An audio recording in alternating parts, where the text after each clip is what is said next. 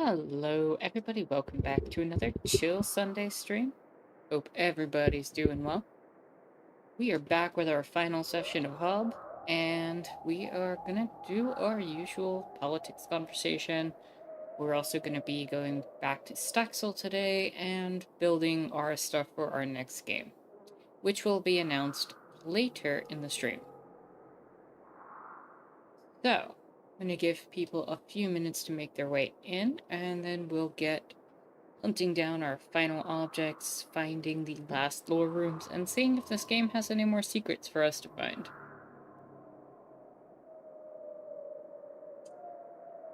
Oh man.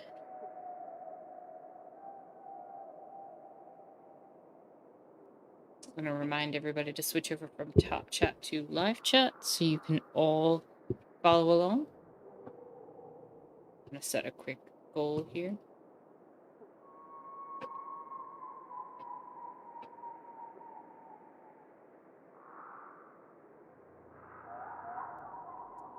Let's see. If I get super chat.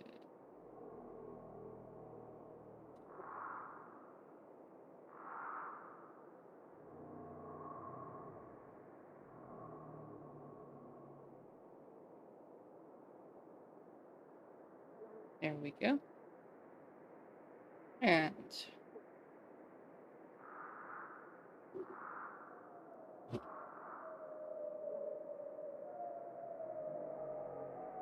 we are set.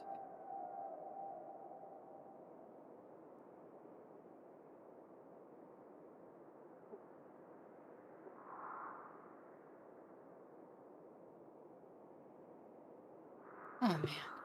This was a fun game we saw the conclusion of last Sunday. But I definitely want to get the rest of the lore stuff and see if there's any bonus content or maybe a different ending or something. I am not sure if there is.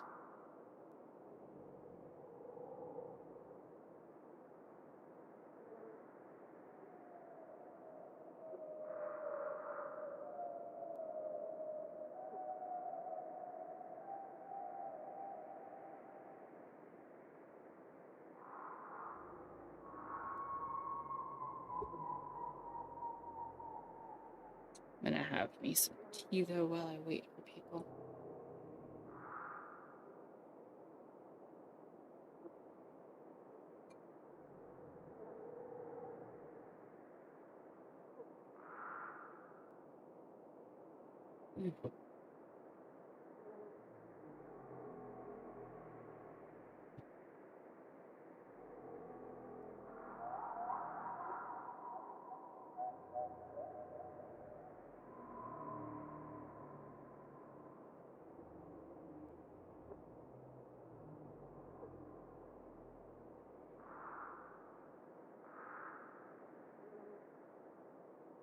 There we go, that's better.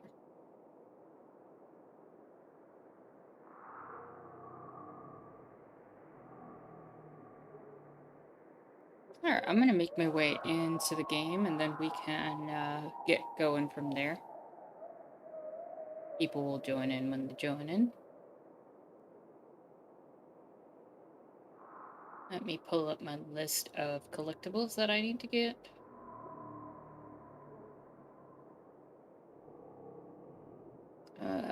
Gaming.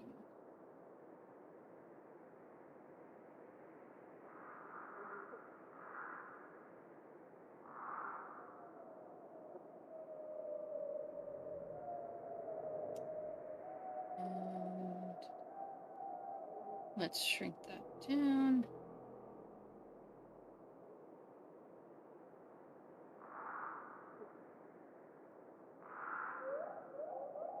So I can see chat and that.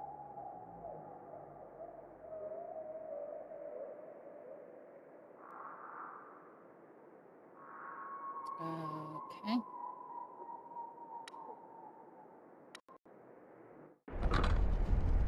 And we are back with the game.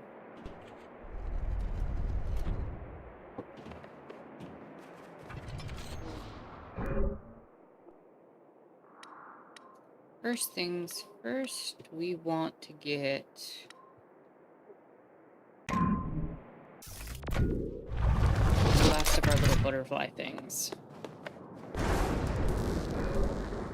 So there's one somewhere in this area that I did not acquire. So we're gonna see about trying to get that.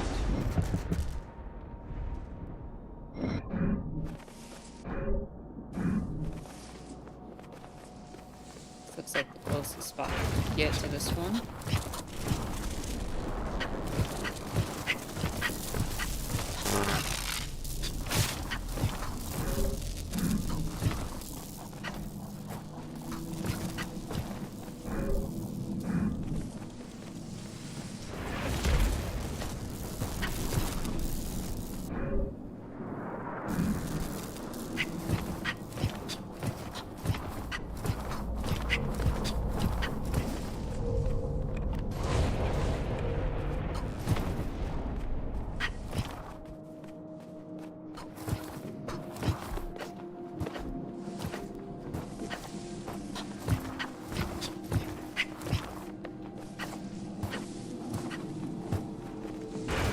Seeing.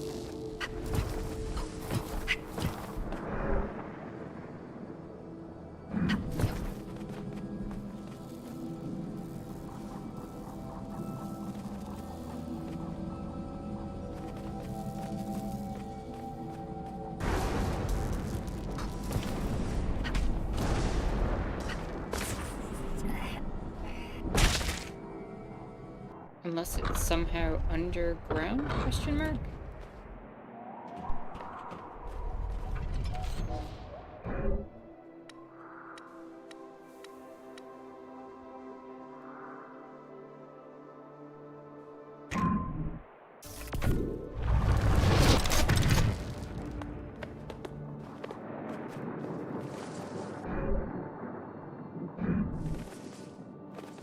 I know there is this, like, underground path right here.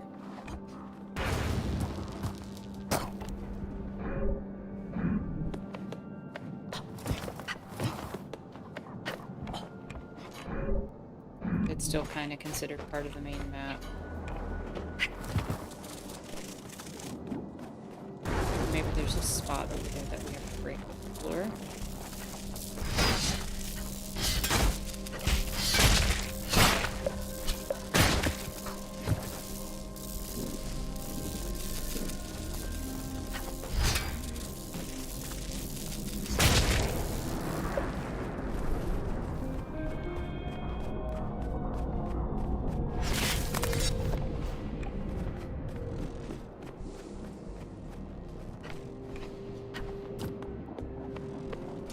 Oh, alternatively, maybe it's higher up.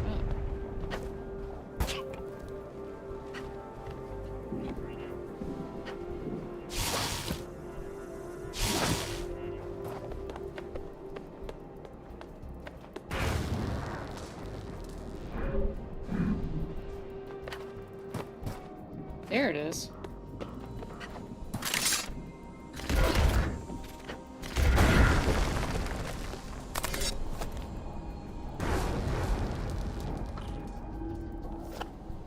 That is one of the 4 butterflies that we're missing. Next on my list is 19, 20, and 22. 22 is there, 19 is there, and 20 is there.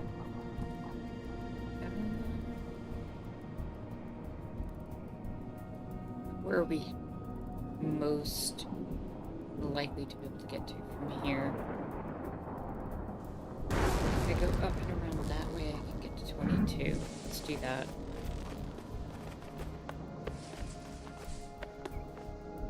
If I'm able.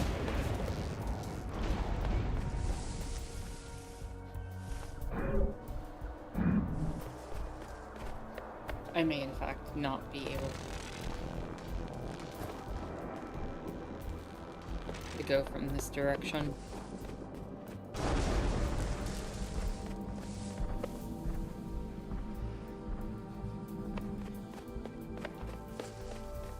Alright, maybe we go for 20 then?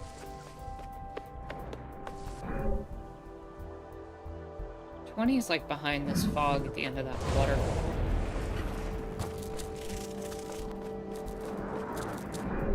So I think if I go up and around, it should work.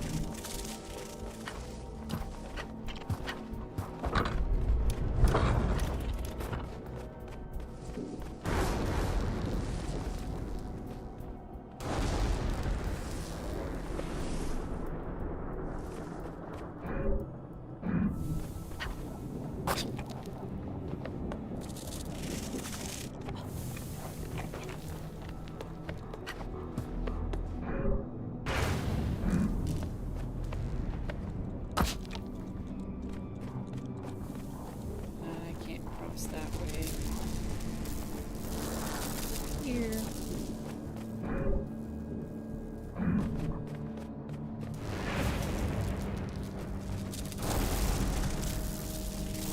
This will do.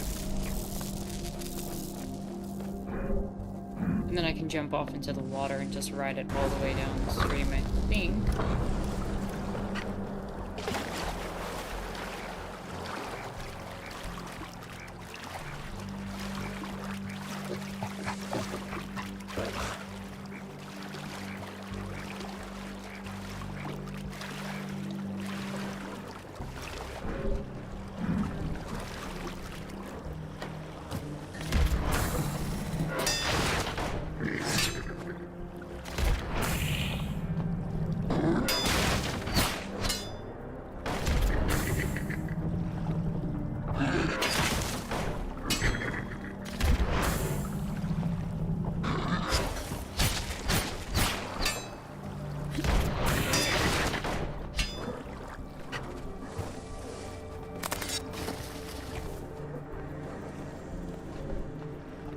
That's 2.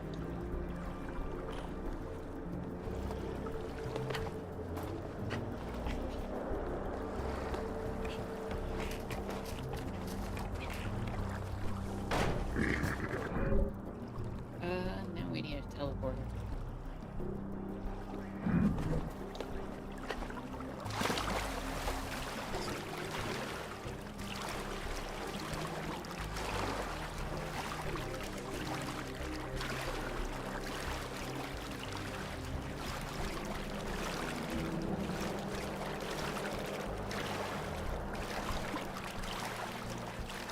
They're not another way out of the water.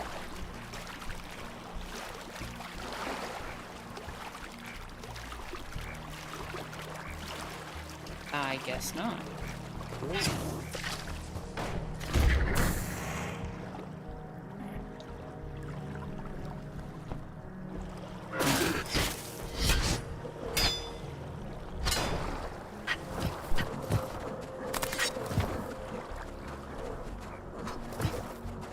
Okay, I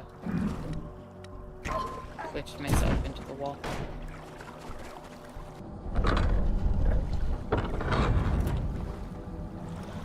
Oh, that works out. So the last 2 are in this area and this area. Hello, King Cyrus. Hope you're having a chill, bubbly Sunday. Glad you could join. Hope you're doing well.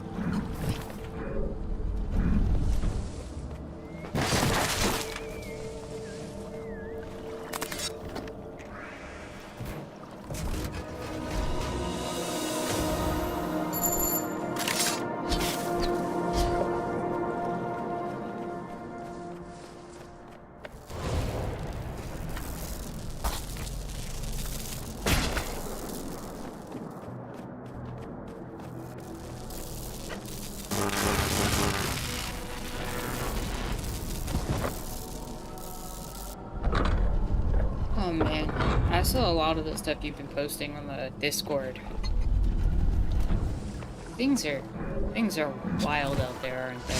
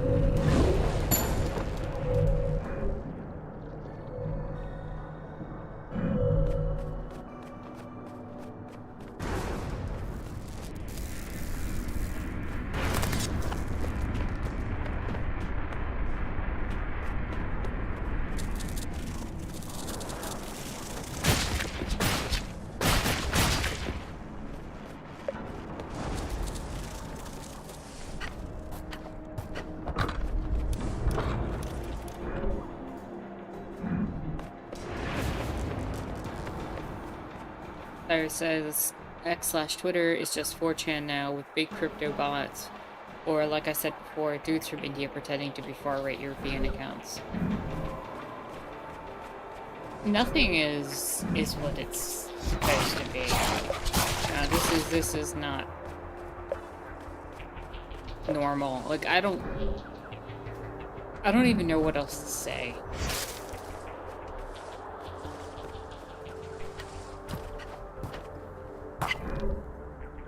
But I've seen a lot of people have that same frustration of just like, it's not even like, what do we do? It's more so, how are we here and how are people still supporting it?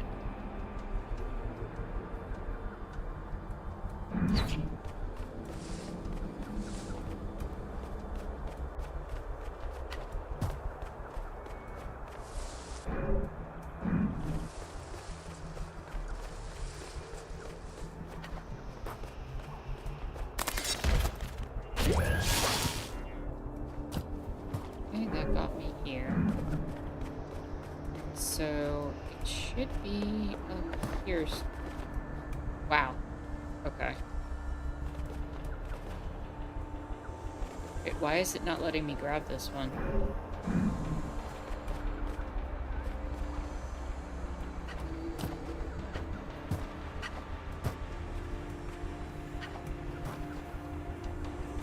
Oh, don't tell me this is bugged. Let me try resetting things.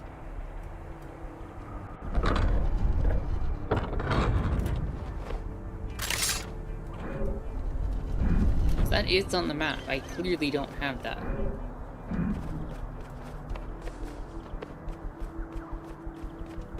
Hello and welcome, Jalix. Hope you're having a chill and lovely Sunday. It's okay. Daylight savings is wacky.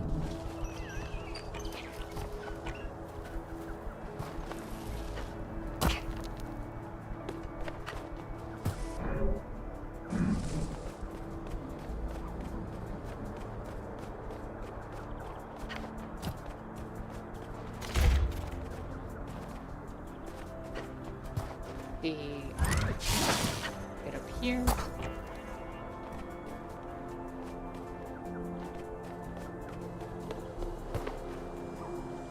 Oh yeah, it's not letting me grab this.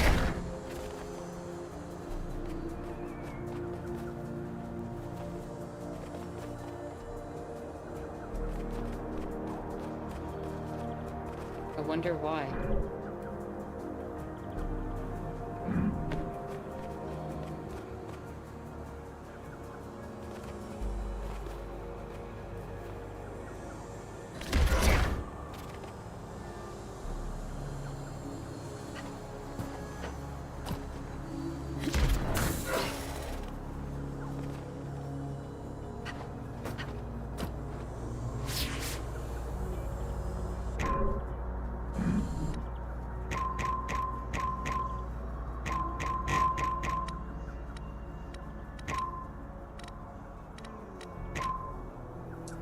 Interact button. Keyboard E. I'm gonna just try the keyboard interact button. Okay, I don't know why it wasn't working with the controller, but I got it to work with the keyboard. That's all that matters. Now we're just missing 22, which is in this area.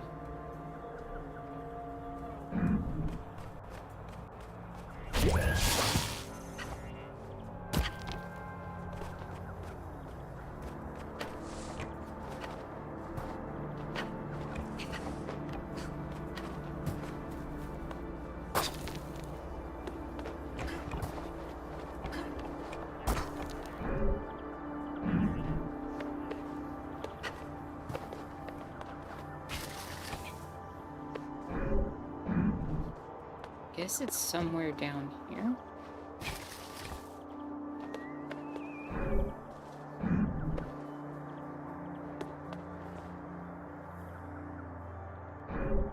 Is that below me somehow? Or maybe it's above me?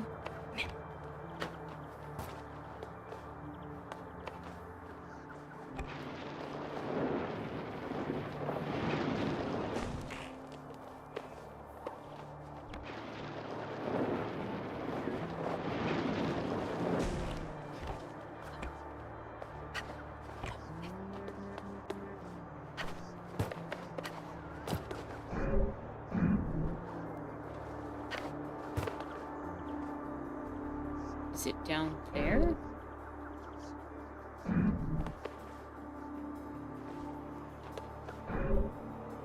It looks like that's where I'm missing, according to the map.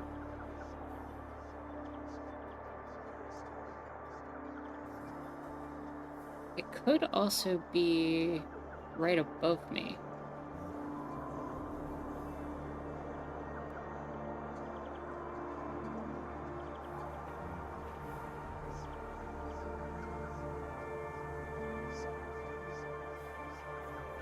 Oh, it's the next area over. I read that wrong. It's that gray area. Cool. Cool. I know how to go there.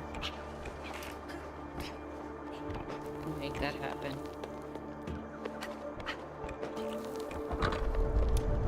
Oh yeah, Jak and Daxter vibes for sure.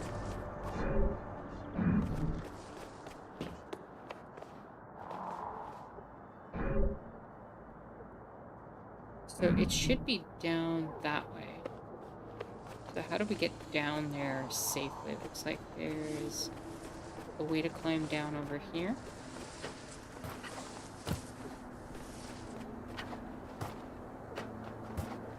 If we could get up over there.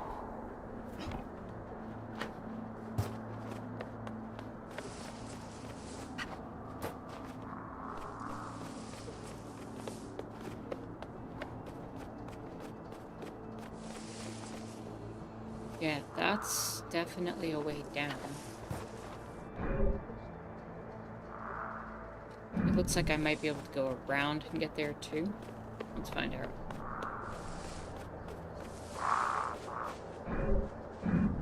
No, not that way.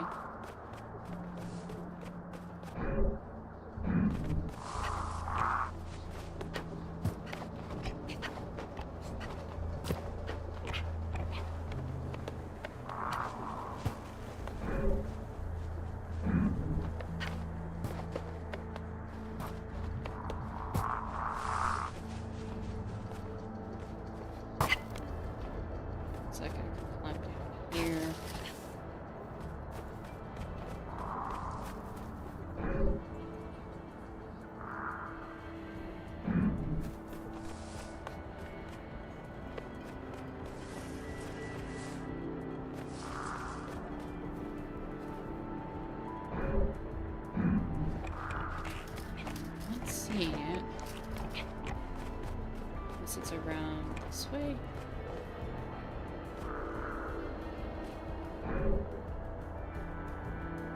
I'm gonna zoom in on that map and see exactly.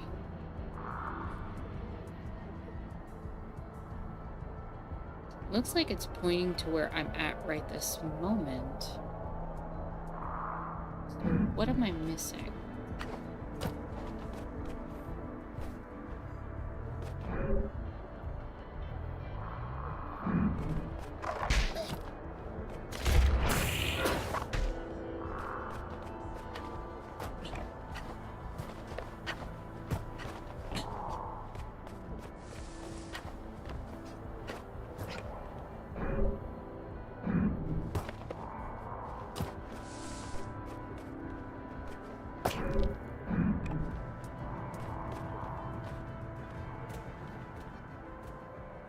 Oh, look at that. There's a thing down there. There it is.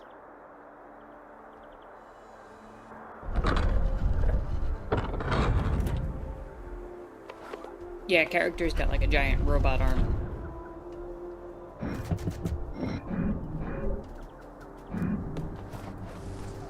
Now we gotta figure out how to get back over there.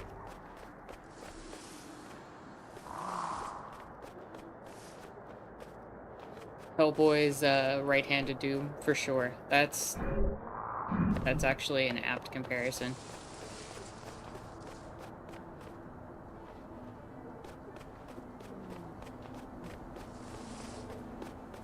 So we're just trying to make our way through here, trying to get our last items, see if we can unlock the last lure rooms. And then we'll be, as I mentioned earlier, heading to Staxel. But I want to see if there's any, like, special post-game stuff or anything of that sort first. Well, it looks like I can cross from that side, though.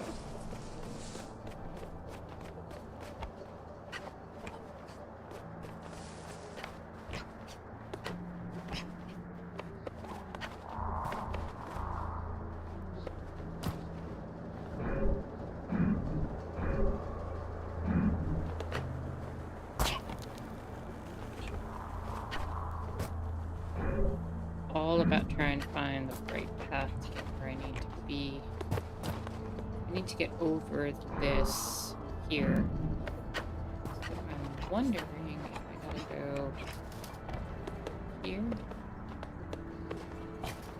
No, I see how I can do it. I go down this way, up here.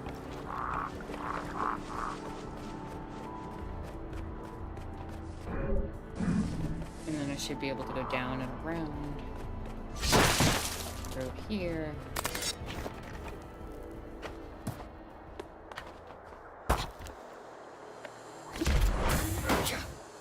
That looks like a door to something.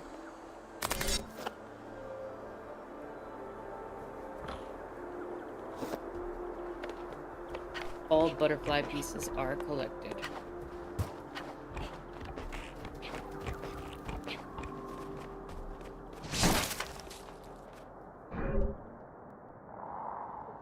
Alright, next map. Just missing one here. Oh, I know where that was.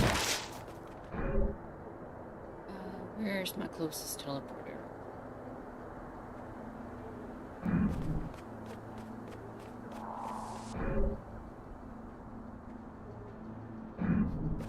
Honestly, probably if I were to jump down here and swim around. Hello and welcome, merchants. Hope you're having a chill and lovely Sunday. Glad you could join.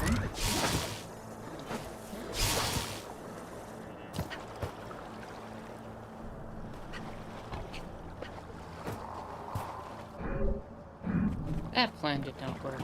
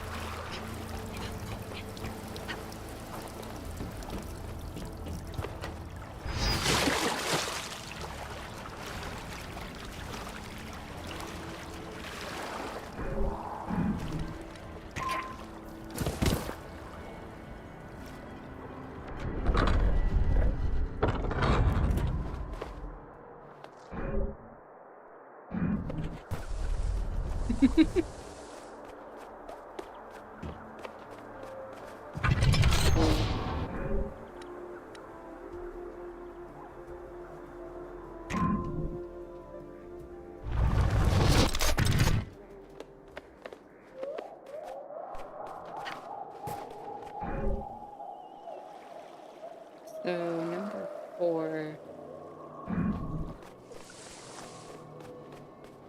You sell misery and misery accessories. So you are part of the regime. Good to know.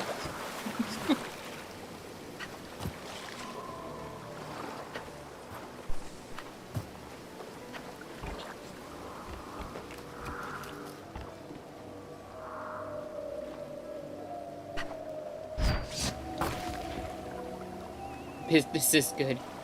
I'm sure it is. It sounds like it's booming right now. Hello and welcome, Jaguar. Hope you're having a chill and lovely Sunday.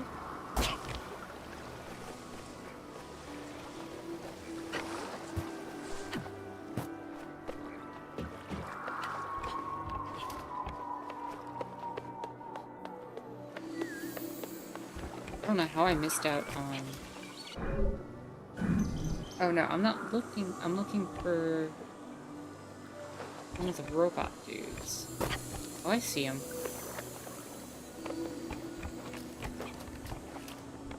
He's over... Is that... No?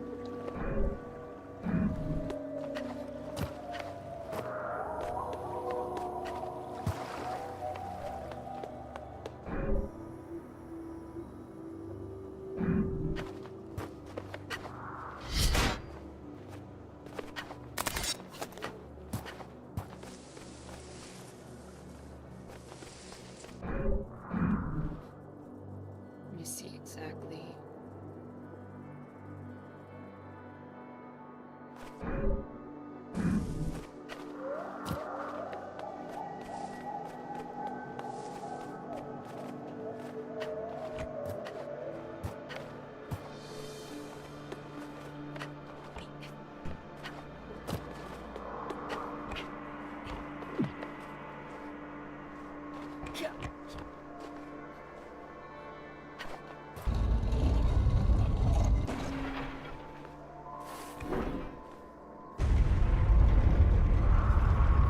Oh, okay.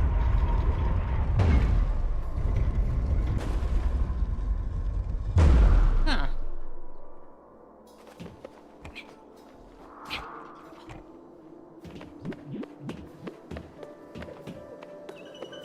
Neat.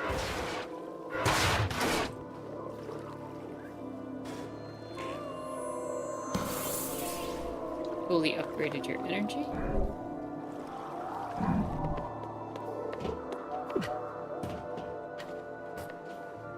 I mean, to be fair, our AI isn't exactly running intelligently, so that's not unheard of.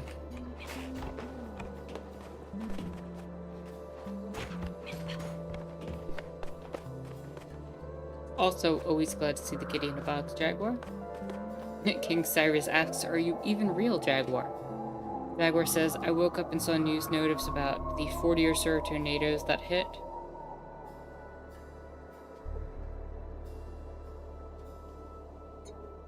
Jaguar says, I don't know if I am. That's the question. Are we here? What is life? Are we in a simulation? Merchant says, it feels more absurd than a simulation. I mean, you're not wrong. You are not wrong.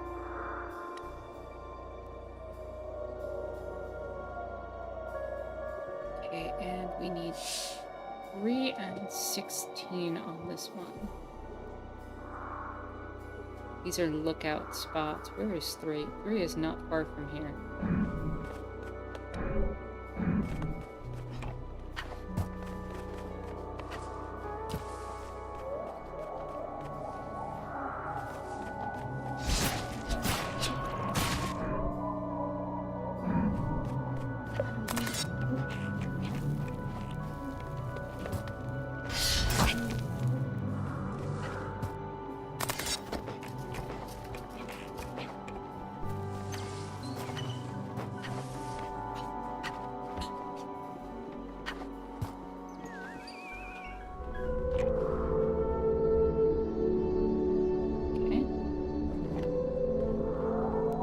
One of the 2 I'm missing.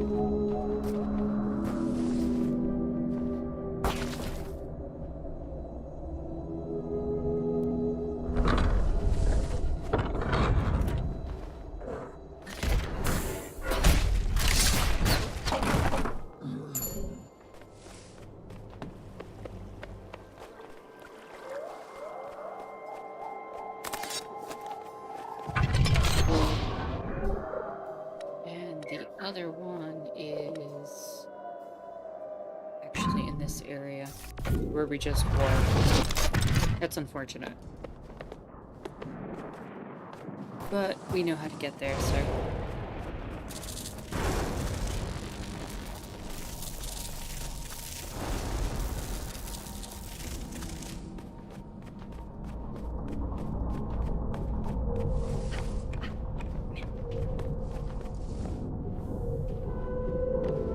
And we've discovered every vista. And finally, we need our last sword piece. Which also not far from here.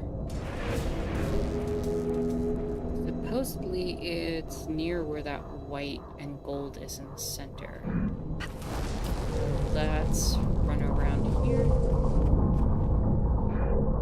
Okay, that doesn't work.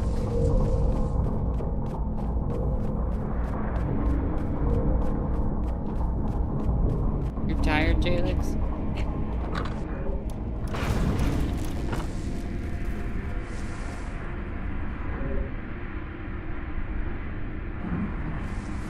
Supposedly it's around here, but...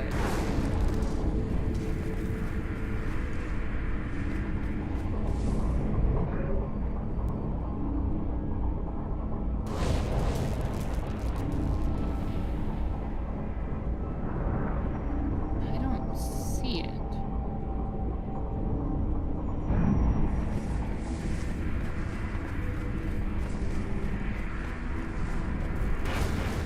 And I feel like I remember getting this one.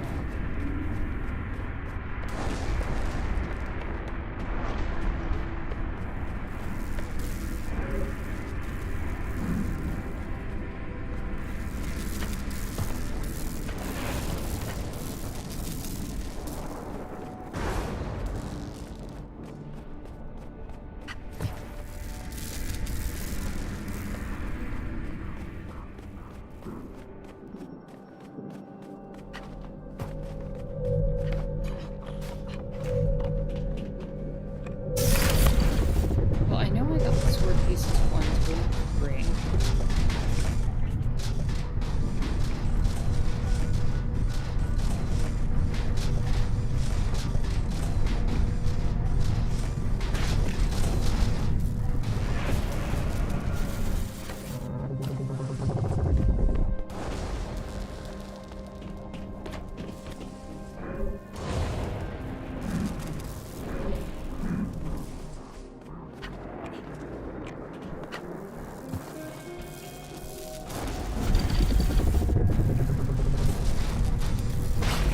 There's only 9 potential options for the sword.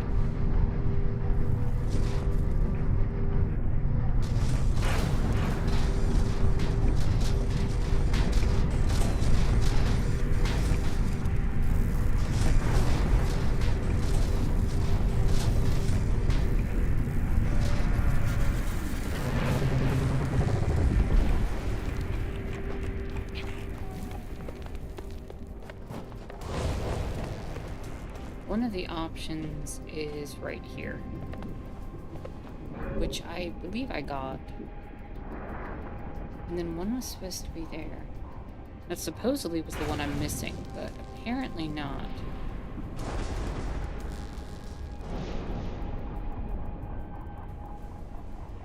I know I got the one there. Let me double check if I can figure out which sword piece I'm missing. Sword pieces.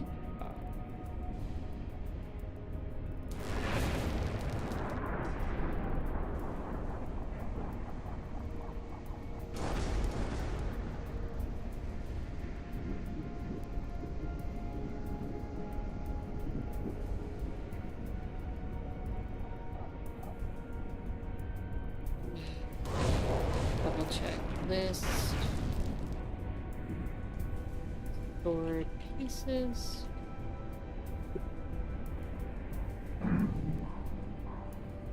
I am missing SP0.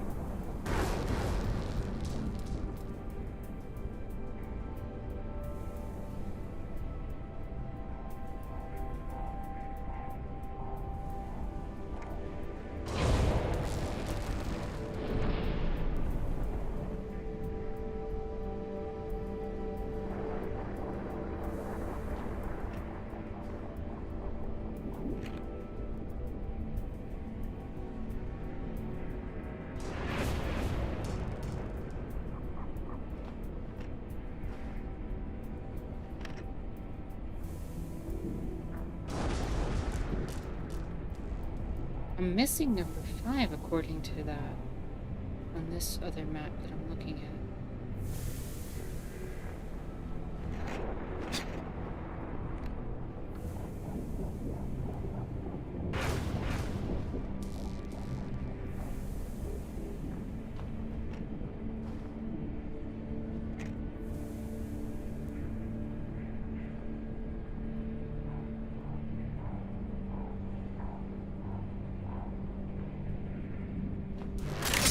see if I can figure it out. Oh, I didn't mean to jump off.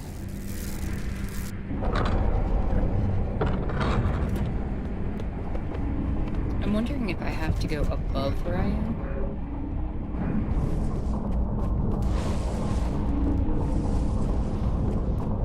Oh, you know what? That might be it.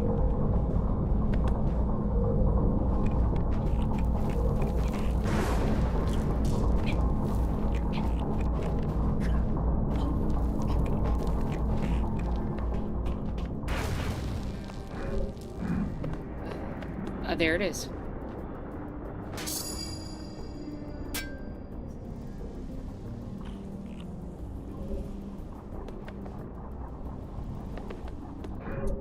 So now we gotta go forge the last blade, and then we've gone to that lore room, and we've gone to this one at the top. I know there's one over here, one over here, and then this one over here that we have to go to. And see what that unlocks.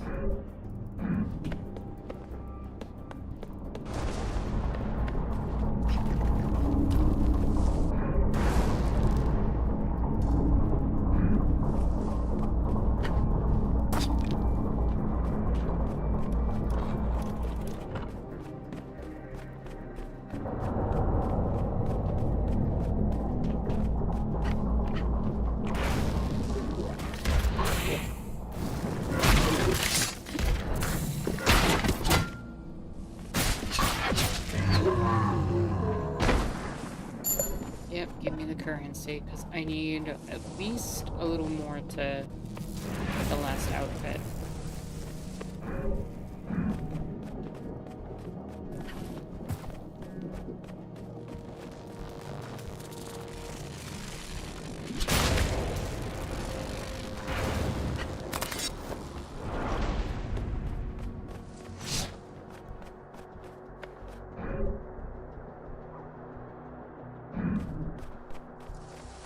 I need to get back to the forge now.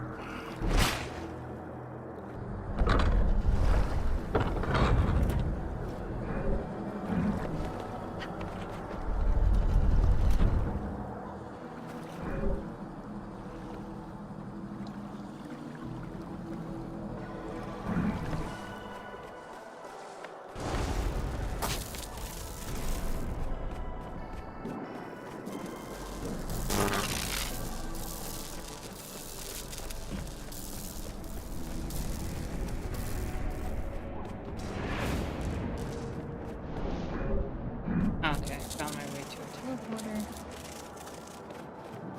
Now I should be able to go to the forge.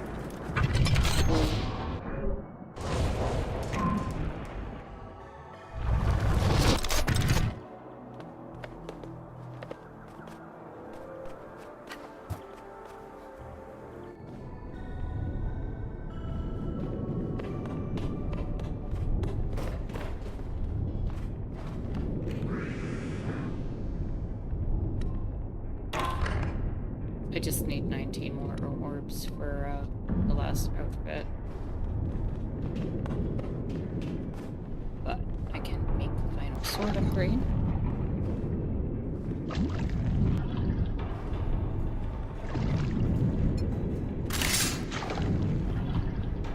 Fully upgrade your sword.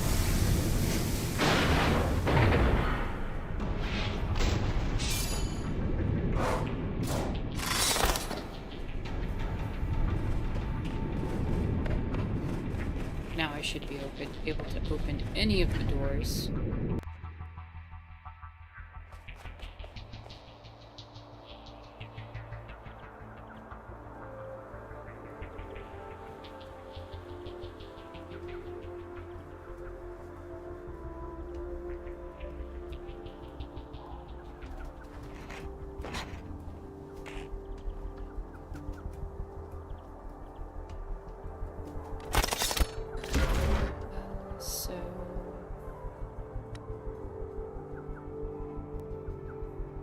There's the one on the pipe, which I think I might have to do last. There's one over there. And then there's this one. Let me teleport back to this area and use it full mind.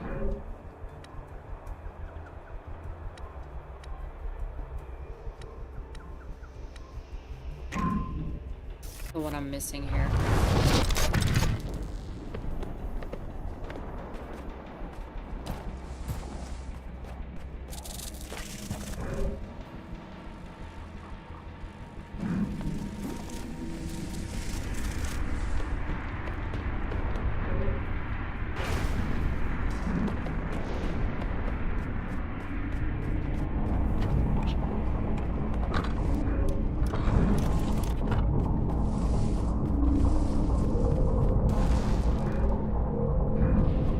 So we don't want to go that way. We want to go around the back.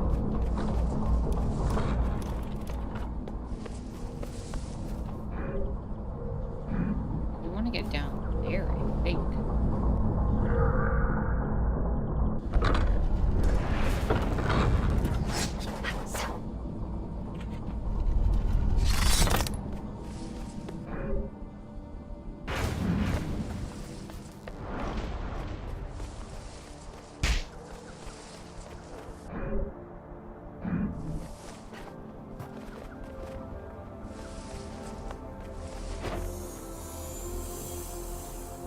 Yeah, I gotta get down there.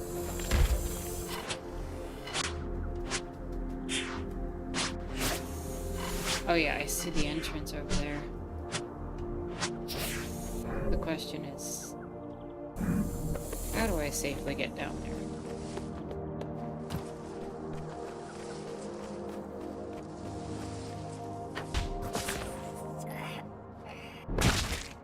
Probably gotta go from the other side.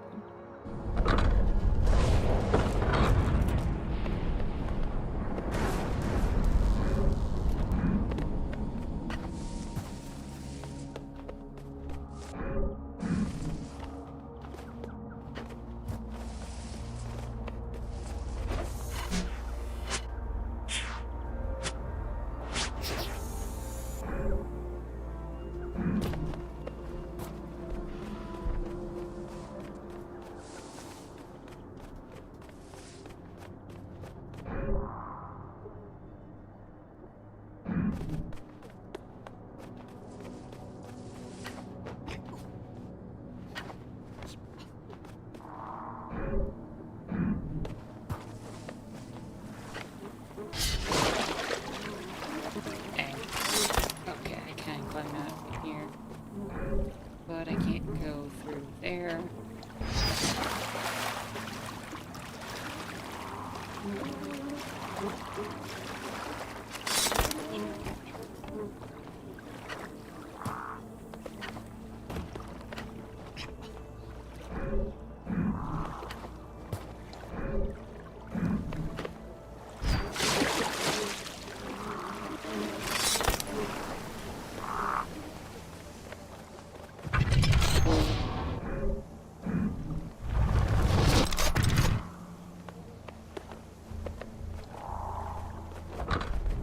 There's a safe get around. Can I climb up this? No.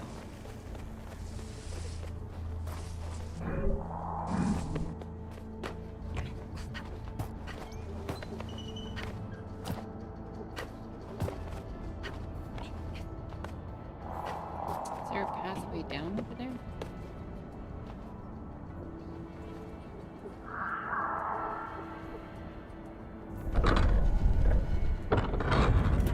Maybe?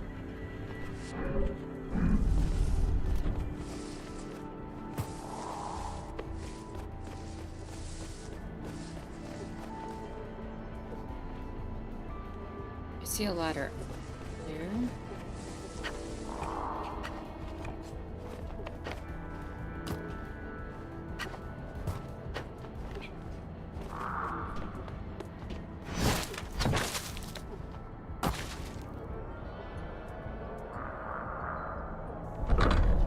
Okay, why would they put the bushes there if there wasn't anything to go through?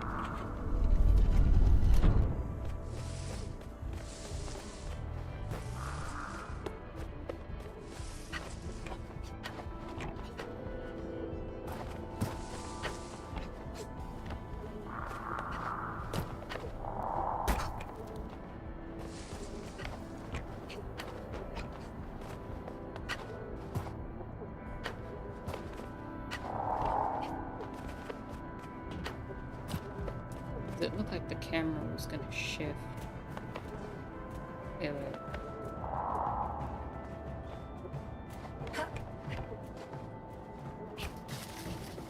There we go.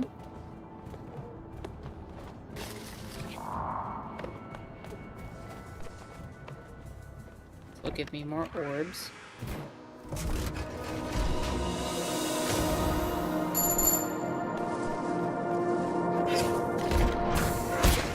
You'll do the same.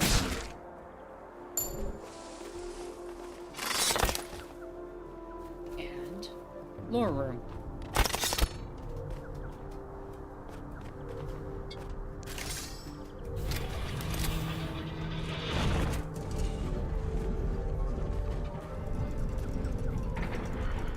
Trump's gutting the Bureau of Indian Affairs. That doesn't surprise me.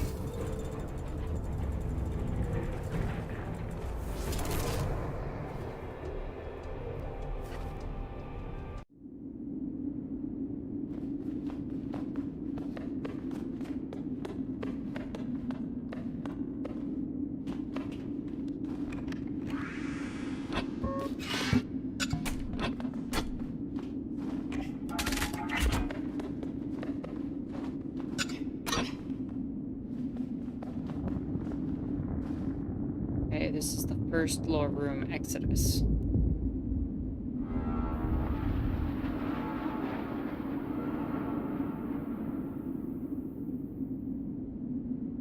You know what I'm kind of getting from this? That the species that we're playing as is not native to this planet. It looks like they fled something else and then came here, considering you had Exodus and then Arrival as the second thing.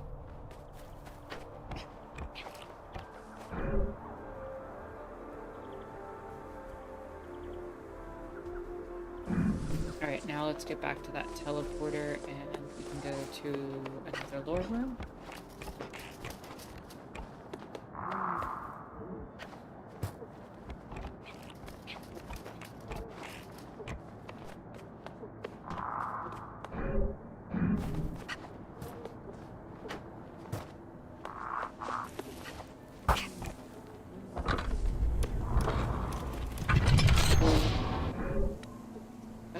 What's the closest one? Probably this one.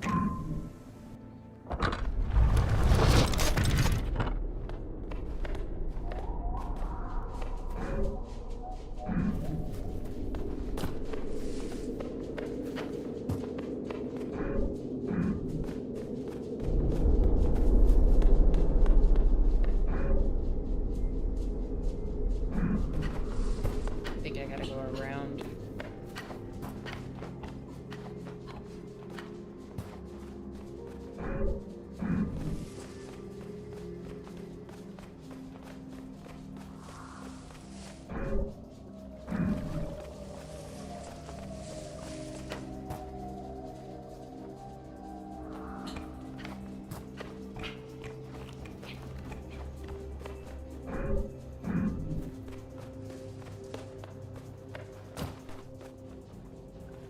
How do I not have that open?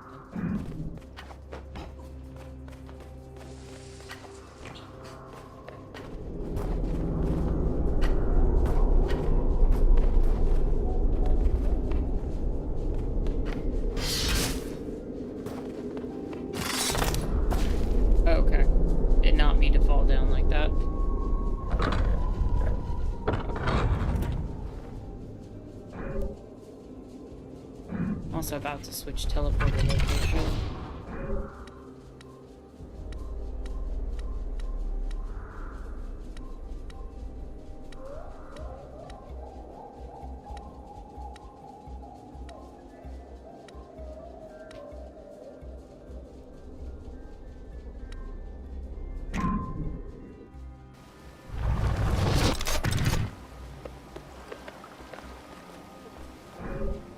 Might be easier to get there from here.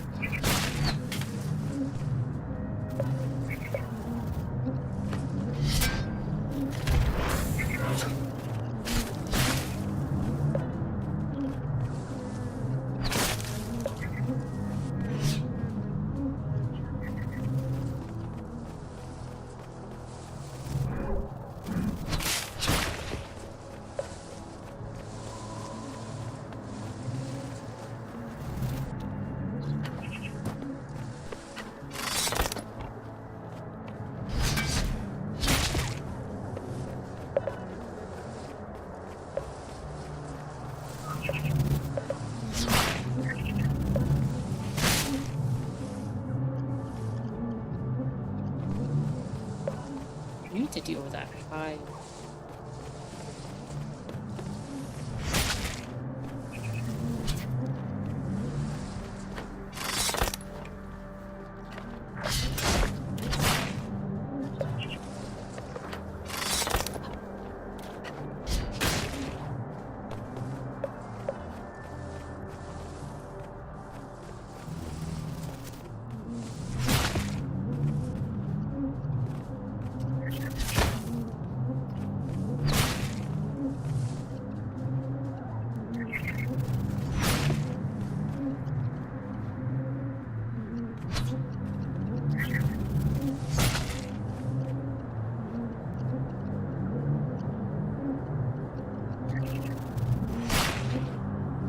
How many more do I have to do?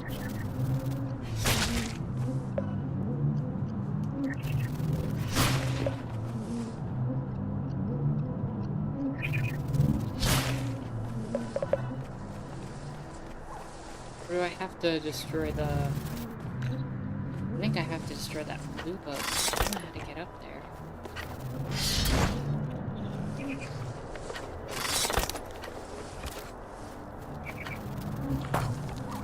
Like, just out of jump range.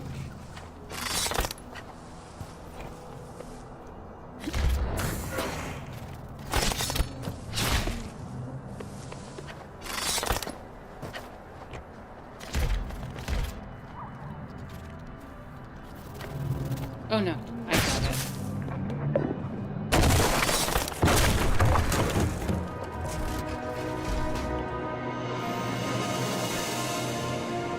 Schematic found. Shield dynamo. Block attacks create energy orbs.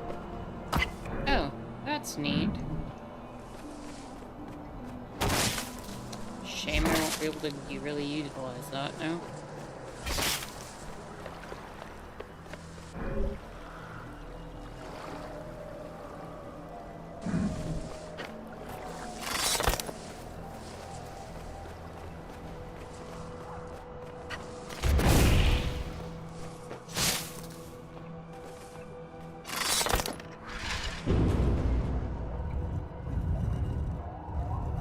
You know, given this conversation that you mentioned, merchants, about the Bureau of Indian Affairs, I'm just reminded of this just drastic difference between the Biden administration's response to that department and Trump's.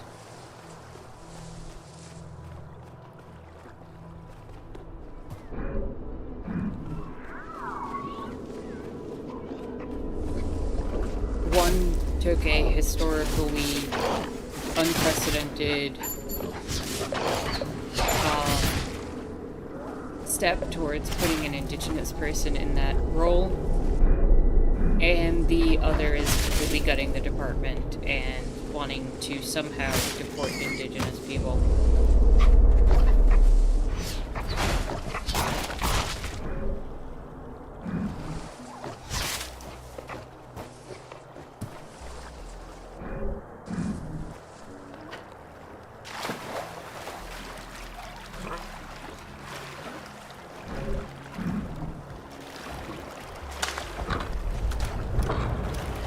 Glad to hear that your sleep is getting balanced, Jaguar.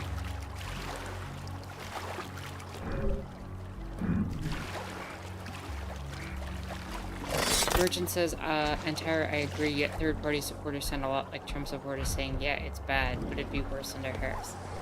How, in any way, would any of this be worse under Harris?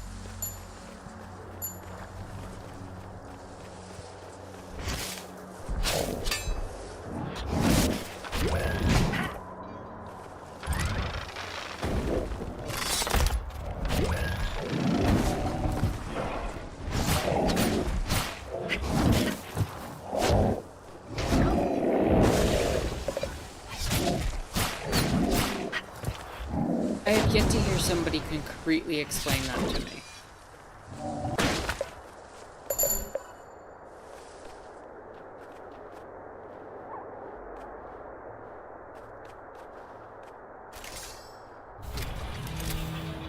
Look, and I'm not saying the Dems are allies or friends or anything, especially with the crap Schumer just pulled. In basically giving Elon and Trump their unlimited budget. But you cannot tell me that Harris would have been worse than what we're dealing with right now.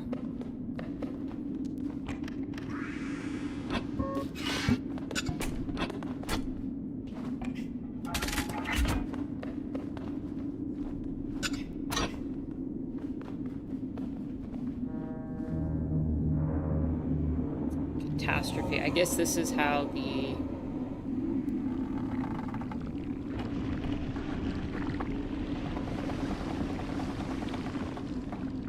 things went wrong.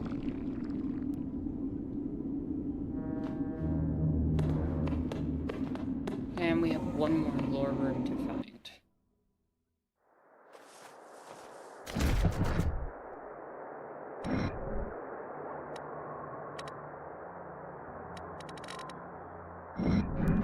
And we know where that is. We just have to figure out how to get there. I think over here was the way to do it, but I never figured out how to get that one thing to spin properly. Let's get to a teleporter and see if we can figure that out now.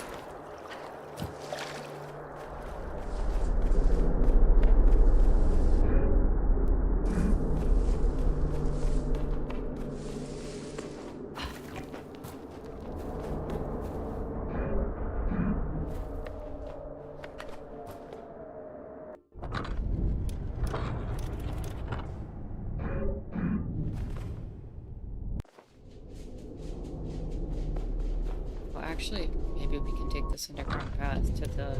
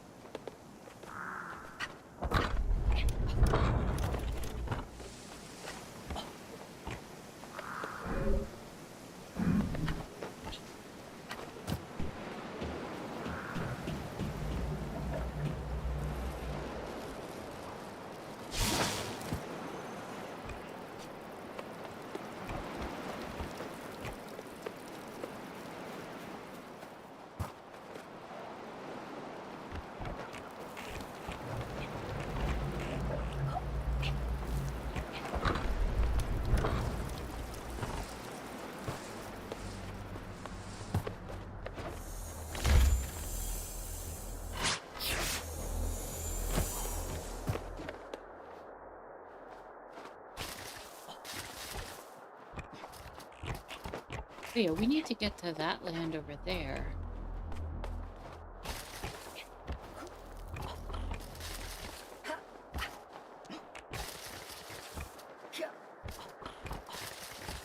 And I remember I came down this way.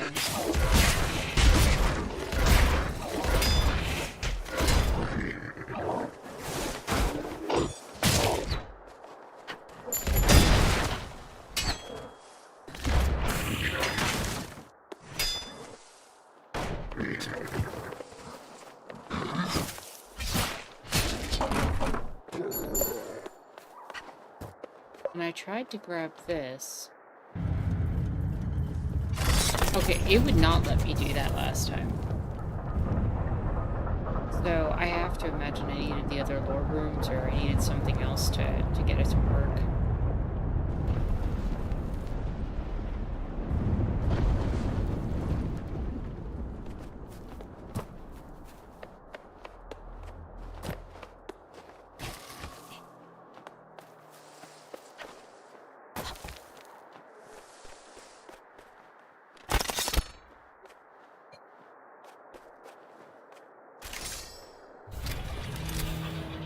Merchant says all their arguments rely on bad faith and willful or ignorance. I mean, what can you even say? The idea that preserving the status quo that we had is somehow worse than what we're experiencing now. Like, I know the status quo wasn't great. It hurt a lot of people. It continued to hurt a lot of people. But, I don't know. Isn't that one of the elder things? Besieged achievement.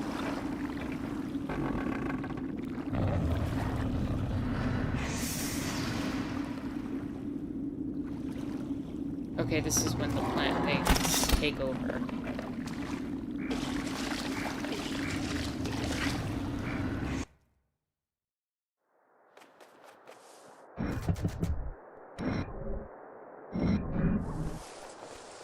So, is there an extra ending then?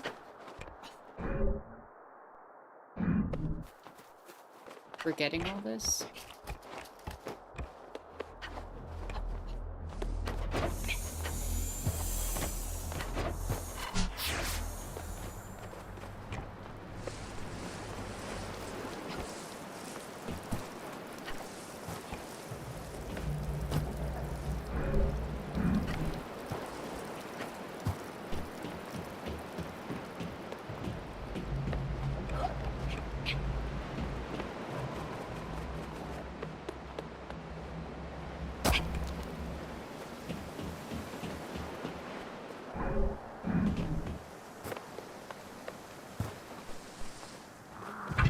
Upgrade the last armor.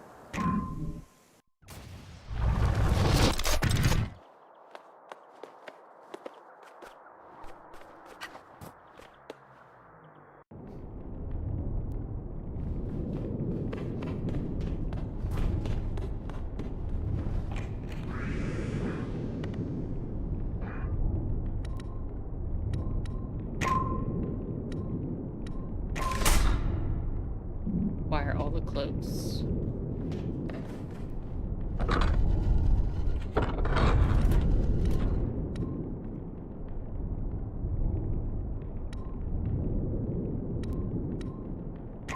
think I'm gonna stick with the one I have.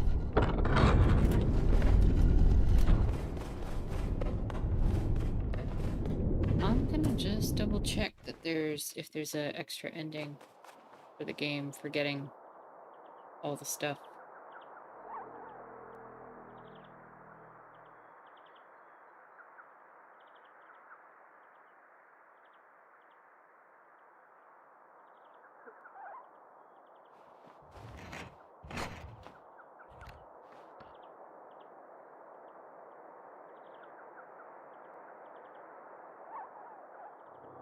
Let me check.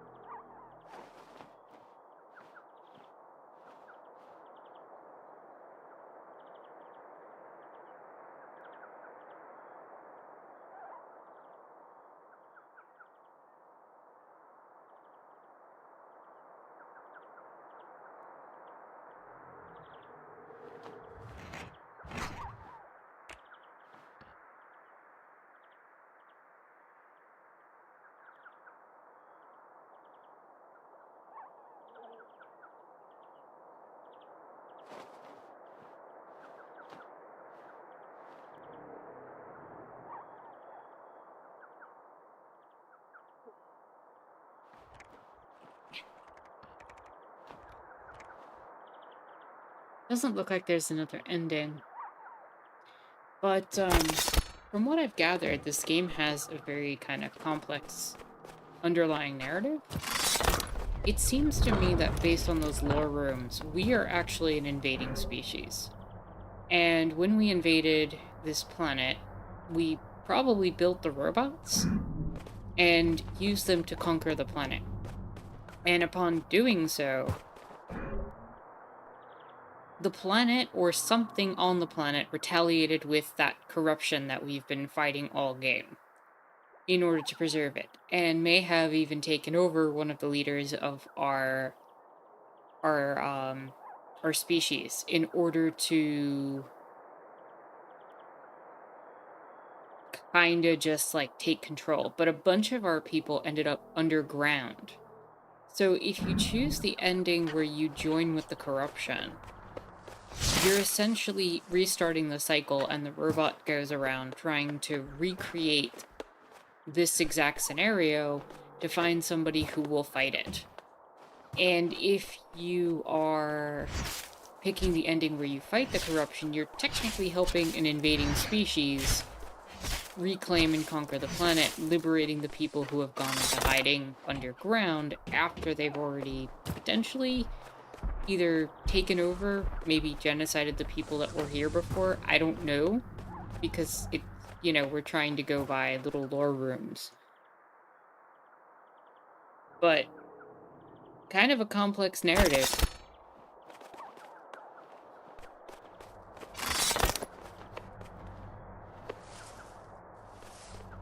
Also, hello and welcome, Sam. Hope you're having a chill and lovely Sunday.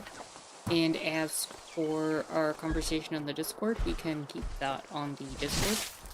And we can talk about it more if you need to, but heard.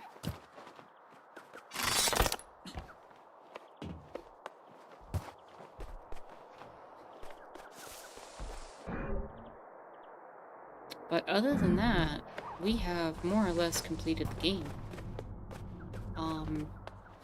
I think I might just do the final battle one more time to end the game properly. Just because it seems kind of awkward to leave it here.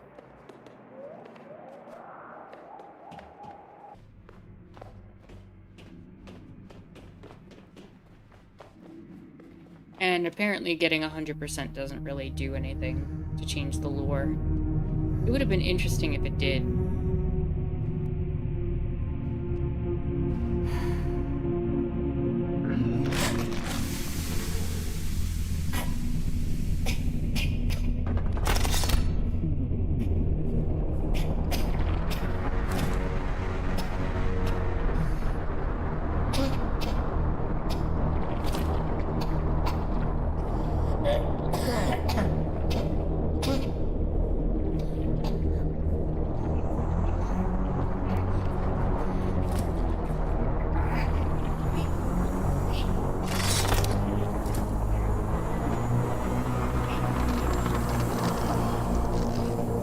So this being might be a being that is native to the planet, that is using this thing that we interpret as corruption to kind of protect the planet.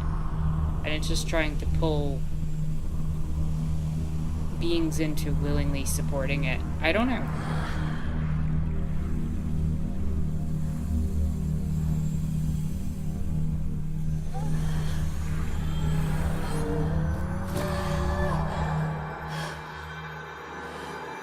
And it doesn't seem particularly malicious.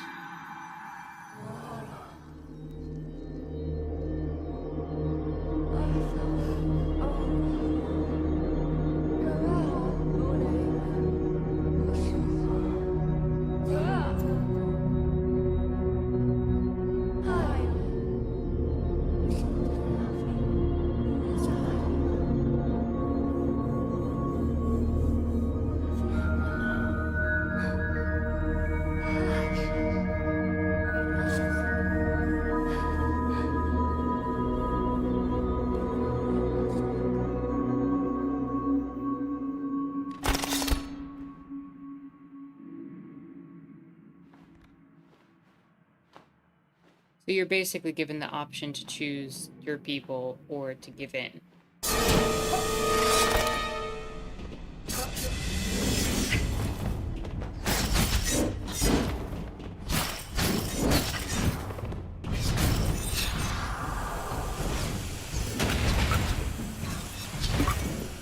And I'm assuming that the person you're fighting is essentially someone who was in a previous cycle that chose to give in. So the lore more or less would go that somebody would keep picking the side of the queen here until eventually one of you just decides to break the cycle. But who knows if that's a good thing or not.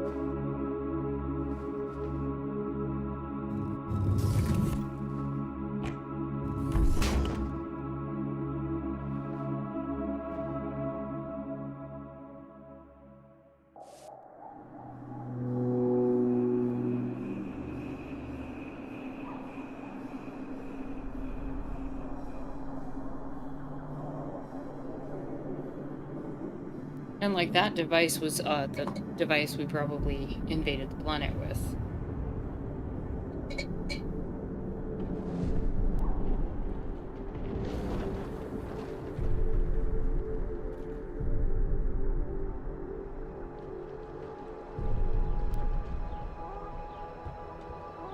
So are we an invading species that just tried to eliminate something that looked like corruption to us because we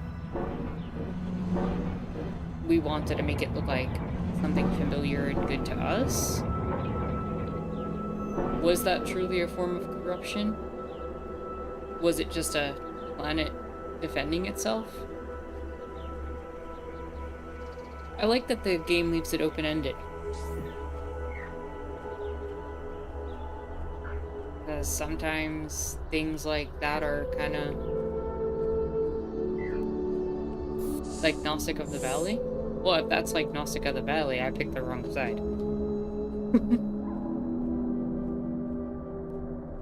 But in any case, that was Hob. So, when we get back into Staxel in a few minutes, we'll build our little monument to Hob, which, lovely game. Really excited to have been able to play for you all. And, I will announce the next game and build a portal to it, and we might call a little bit of an early stream after that, because I don't want to jump into a new game in the middle-ish section of the stream. So if anybody's got any political stuff that they want to bring up or talk about, by all means, please let me know.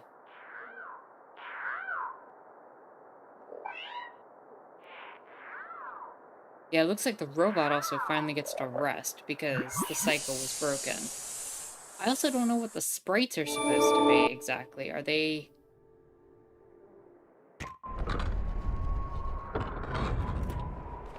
Are they little beings from our invasion, or are they another species from the planet?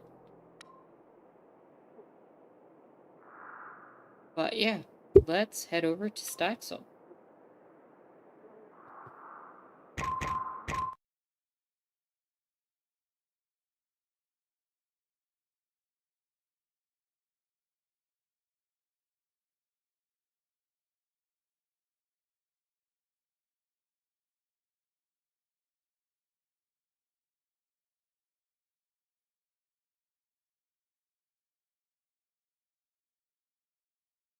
It is loading.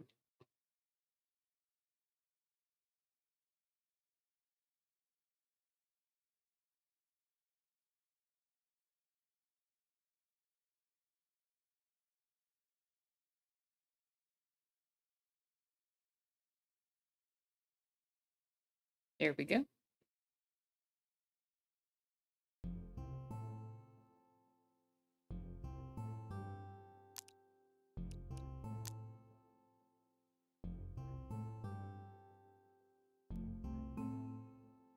We return back to Staxel.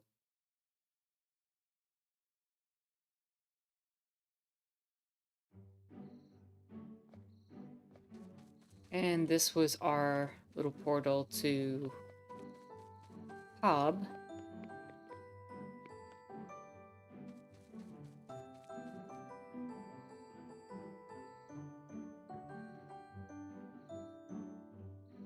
Oh, what do we build as our monument to Hob, though?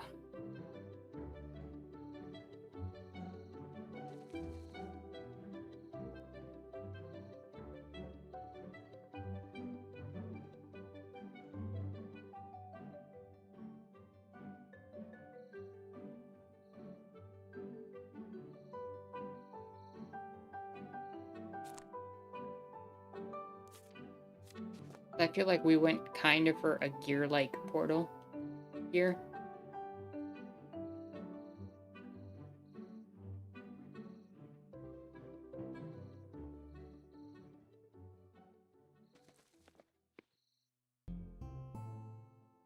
Um.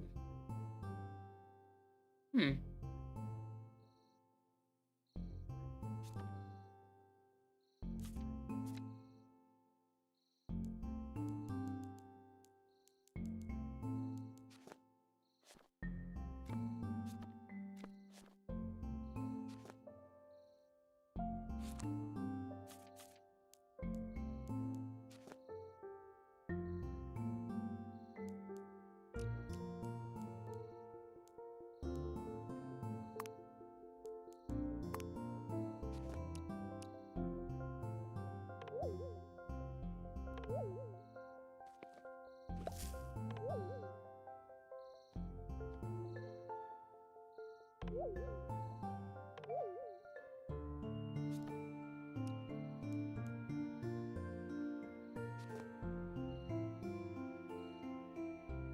Wonder if we could make the blade, the sword.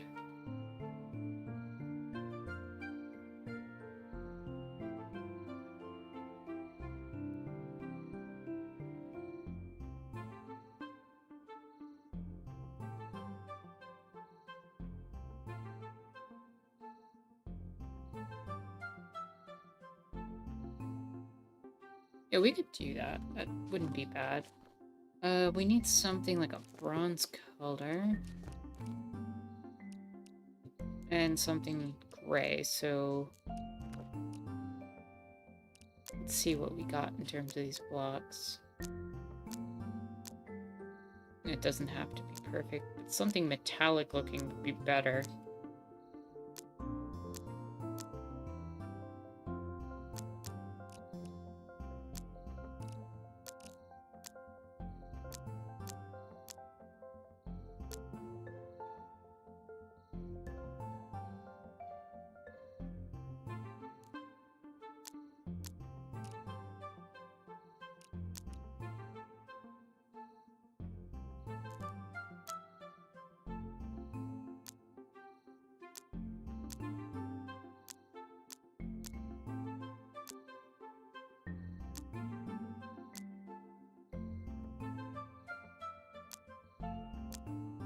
Let's see.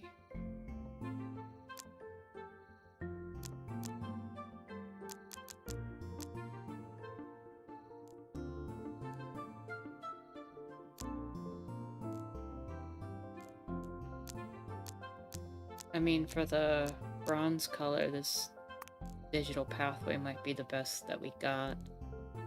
And then if we can find something kind of... maybe this. We can kind of put them together. I can make the sword.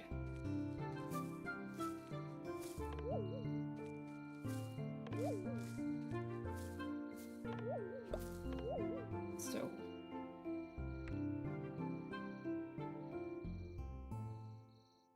handle 1, 2, 3. And 1, 2...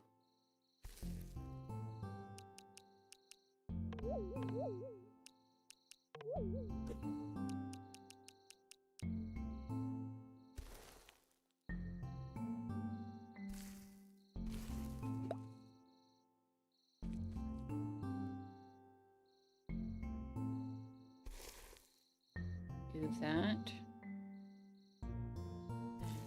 Go one up here. And this here.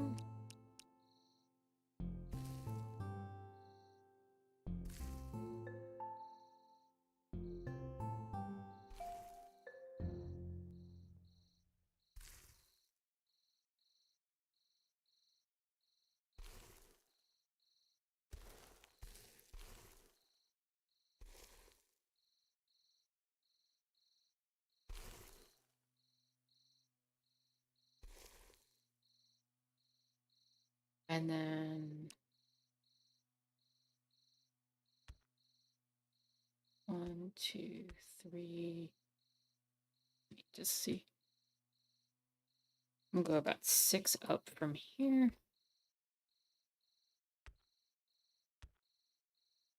Like that.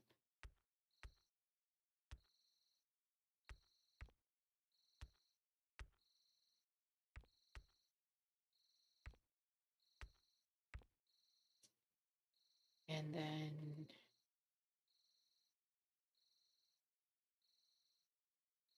here's the head of the sword. So 1, 1, 2, 1, 2, 3.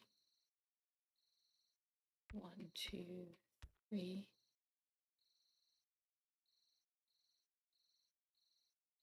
And then have this come out. 2 more. 2 more here.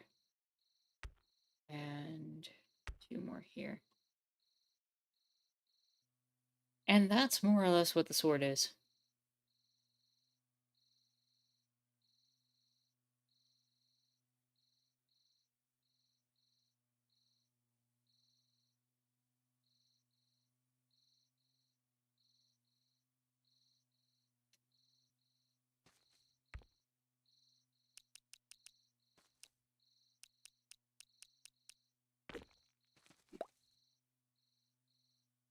So that is our monument to Hob.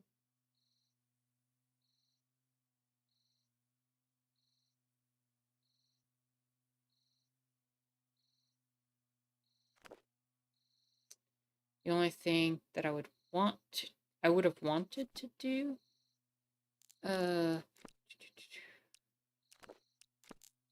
is there's kind of a separation here, but I don't know if I can really do that. I think it looks good enough.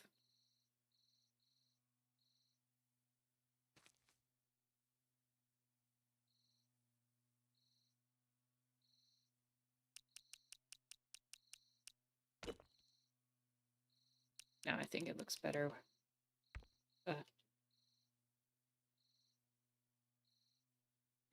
Alright, so with that out of the way, our next game is going to be a game that I am looking forward to. It is a game called Cavern of Dreams. And I am gonna see if I can pull up a tab so I can show you what the game looks like. Cavern of Dreams.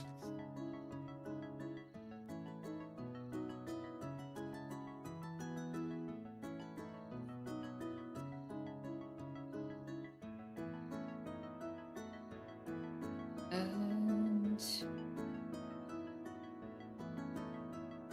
let's do that. That.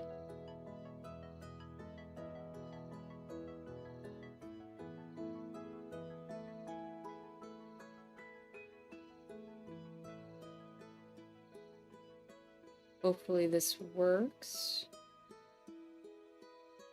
Yep. Okay. This is Cavern of Dreams. The game where you play as a little dragon.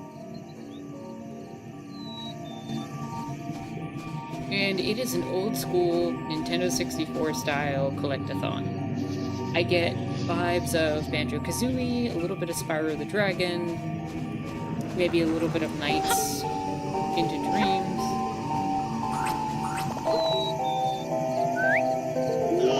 All kind of mixed together.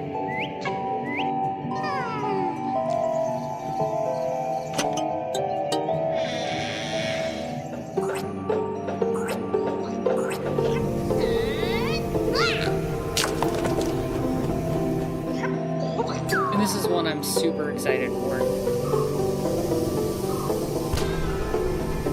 So next week we will be playing this. Jaguar says I get tired of the Let's Kill the Dragon narrative. I feel like the Let's Kill the Dragon narrative is kind of easy. But we are trying to collect the dragon eggs, kind of like in Spyro. But I get more Banjo-Kazooie vibes from the way that the game plays and looks. And that's it. That is our next game. So, in order to build something for that, I was thinking about kind of creating a portal that looks kind of like since it's a cavern into dreams, like a dream hexagon portal into the mountainside.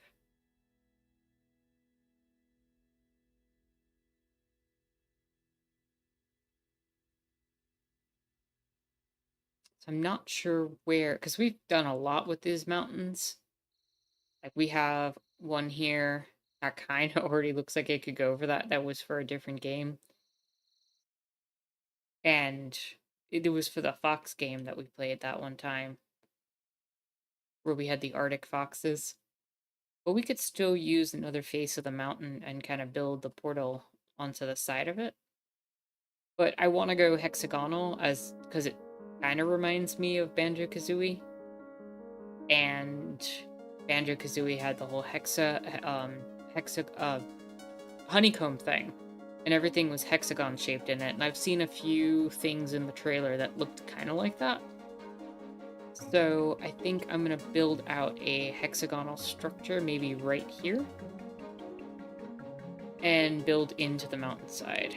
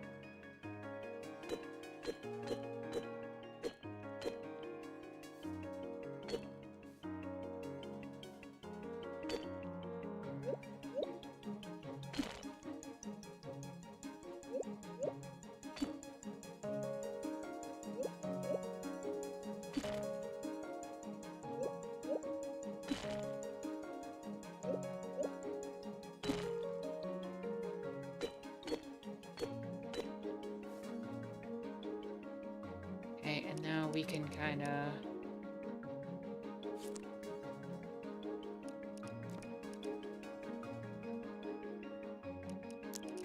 probably go with the same blue portal blocks, unfortunately. Or maybe we can get away with using these to change it up.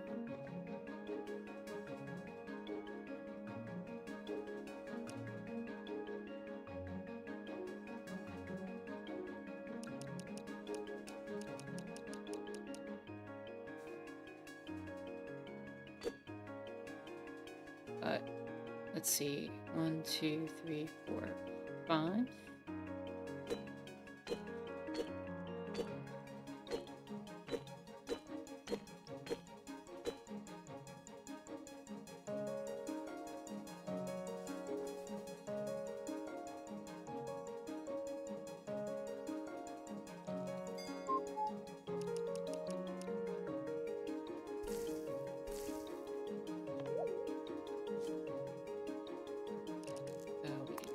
That there.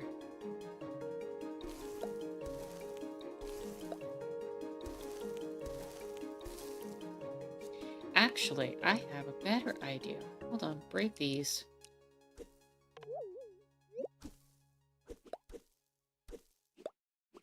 I am gonna make this a portal with...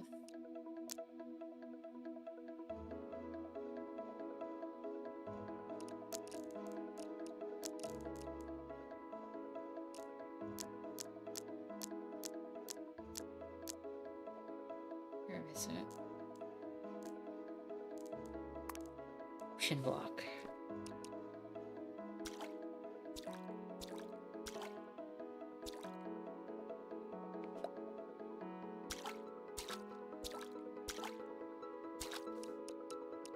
And then we're gonna want to go 7 here.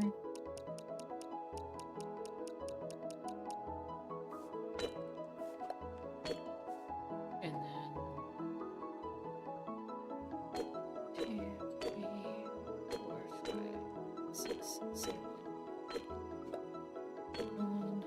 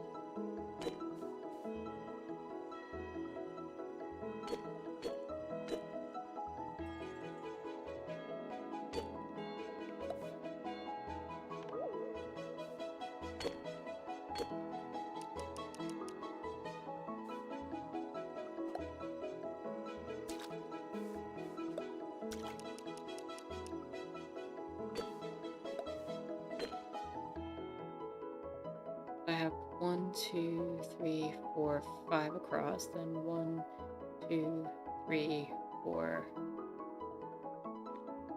We're gonna want to go 5 here.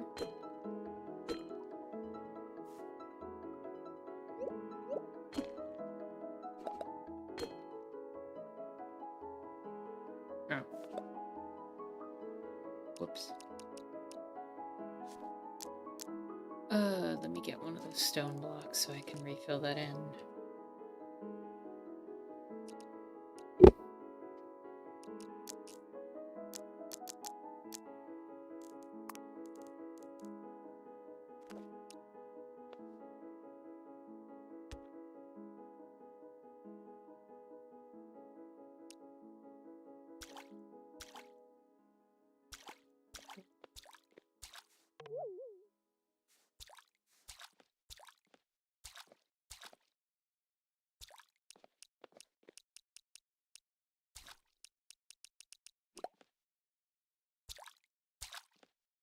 And that's 1, 2, 3, 4, and 5.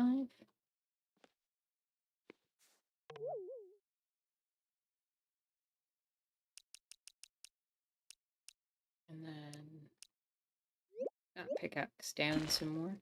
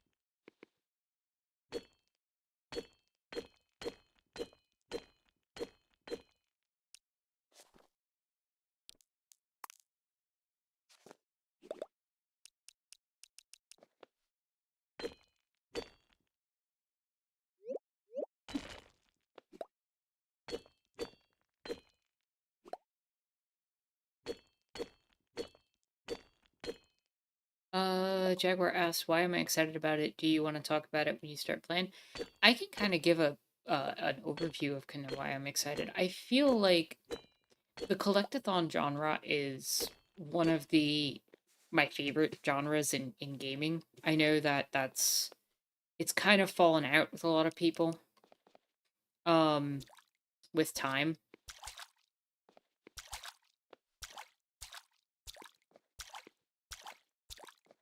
But to me it was one of my more cherished memories of gaming, and having games kind of mimicking that style of Banjo-Kazooie, Banjo-Tooie, Spyro the Dragon, those games really were, I don't know, just they're comfort food for me, you know, in terms of gaming.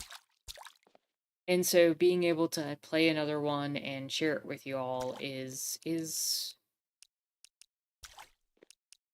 it brings me back to, you know, probably a lot of nostalgia, but also a lot of just comfort and joy.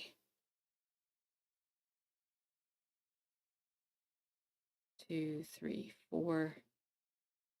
All right, we are getting there.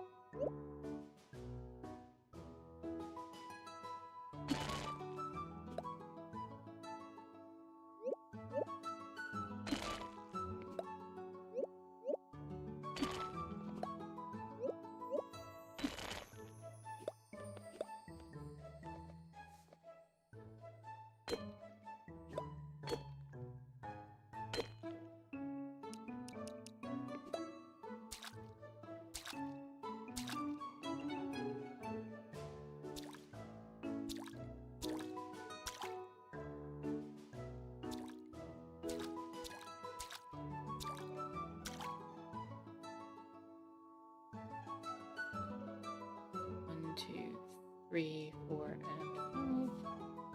Alright, and this is when we start wanting to taper this off.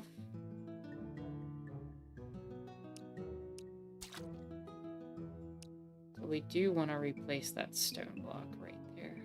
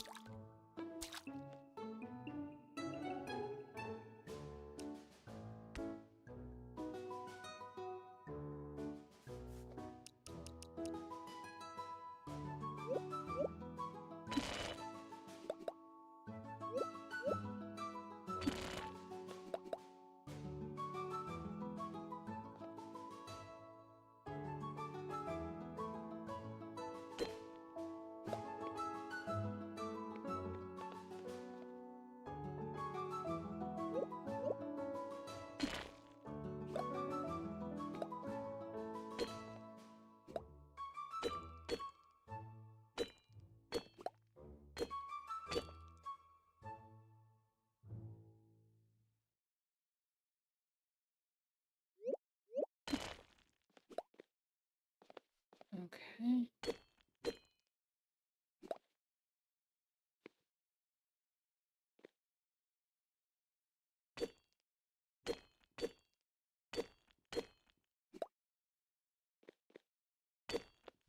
Under here.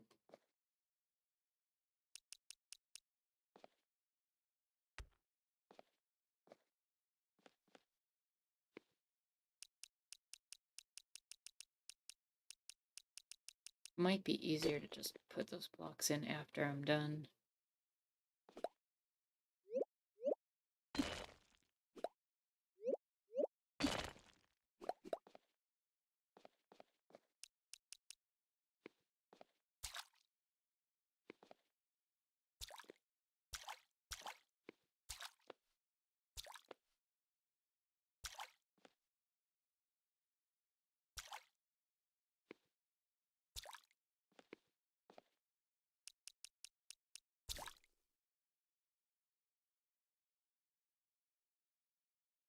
getting a little hard to see down there, so I am going to add some light.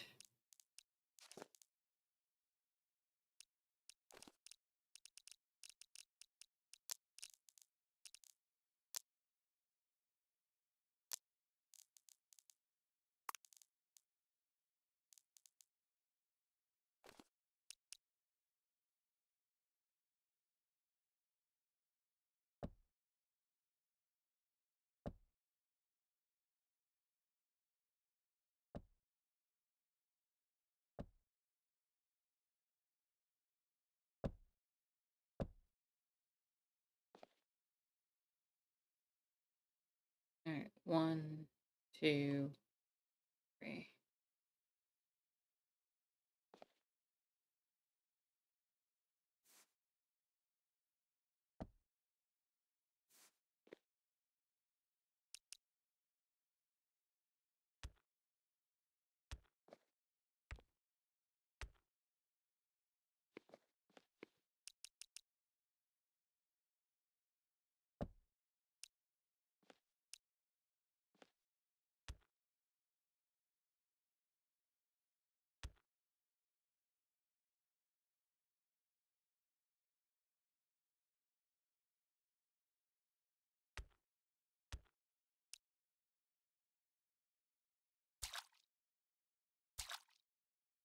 Three, 4.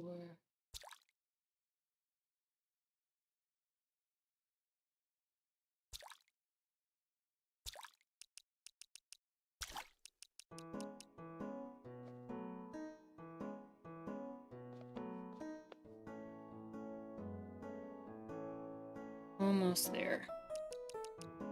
Gotta just dig down a little more.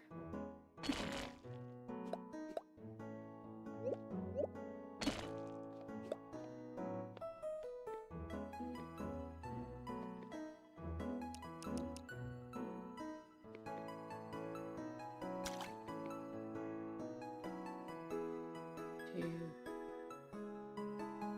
4. I think this is the bottom layer.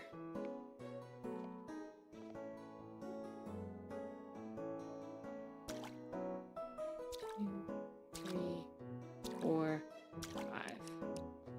Yep.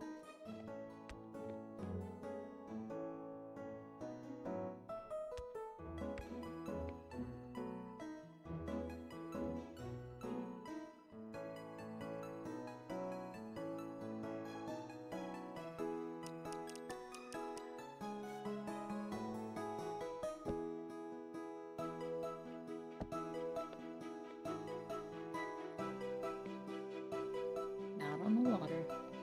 Not on that side.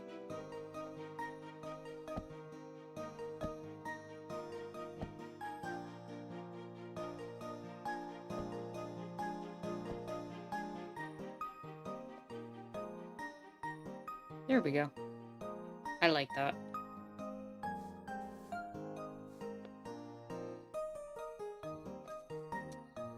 I feel like that looks like a magical portal into a cavern. Maybe a cavern of dreams, even. One thing I want to see if I can do. Hold on. Before I wrap up. What if I were to dig in just a little bit back here and put the lights back there? Will it illuminate through the water?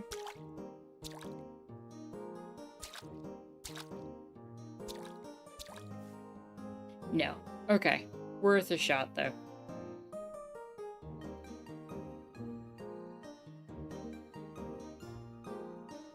But yeah, that is going to be our portal to the next game.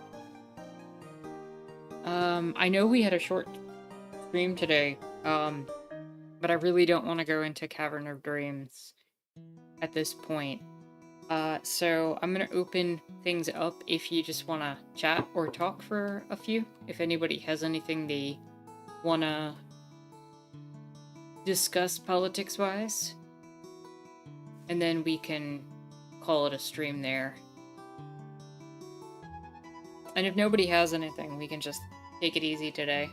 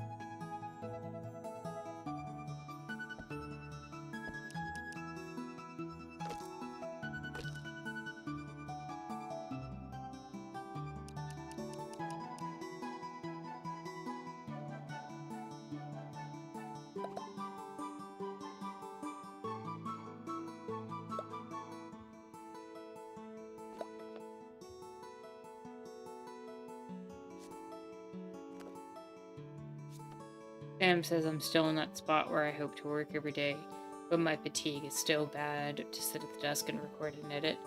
I'm sorry to hear that. Pain is no joke, Sam. Like, I know you already know that, but it doesn't get easier. It doesn't get easier.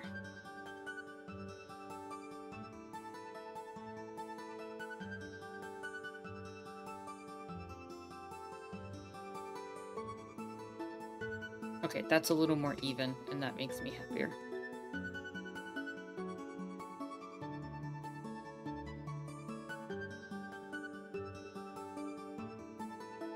But if nobody else has anything they want to talk about with politics, Sam says, I thought that was over when they stopped the other man, but I think the new one is causing a different fatigue. Yeah, I'm really sorry to hear that, Sam.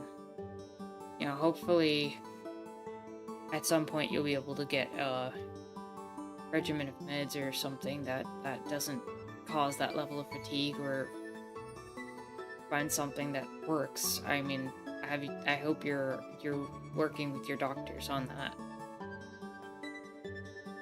Because fatigue makes it hard to function, especially under our society and capitalism, and things are just getting rougher because of the current administration. Oh, yeah, I mean,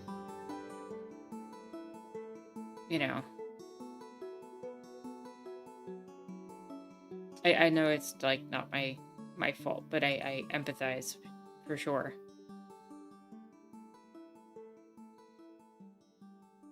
But, anybody else wants to bring up any political stuff, I'll give it another minute for chat to go through, and if not, I will give you all 5 minutes and call it a stream.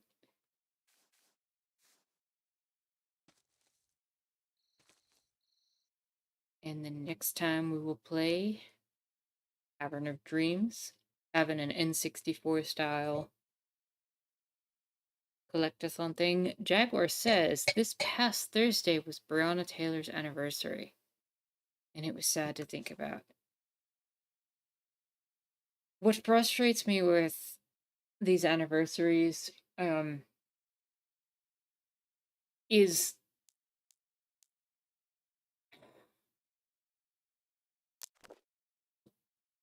it's the fact that we had so many people out on the streets around that time for Breonna Taylor and George Floyd and all that. And it has just petered out.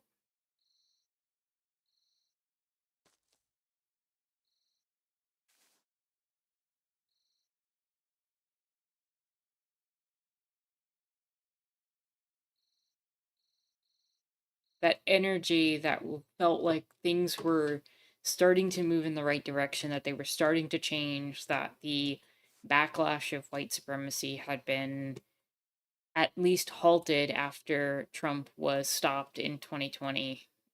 And just to see us right back here in 2024 just feels exhausting. And it's not like we can stop the fight, it's just,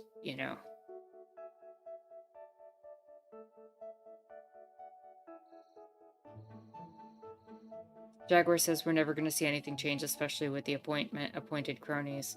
There was so much momentum, and now we're in the apocalypse. That's the sad part. Yeah, I mean, this is the backlash of white supremacy. Like,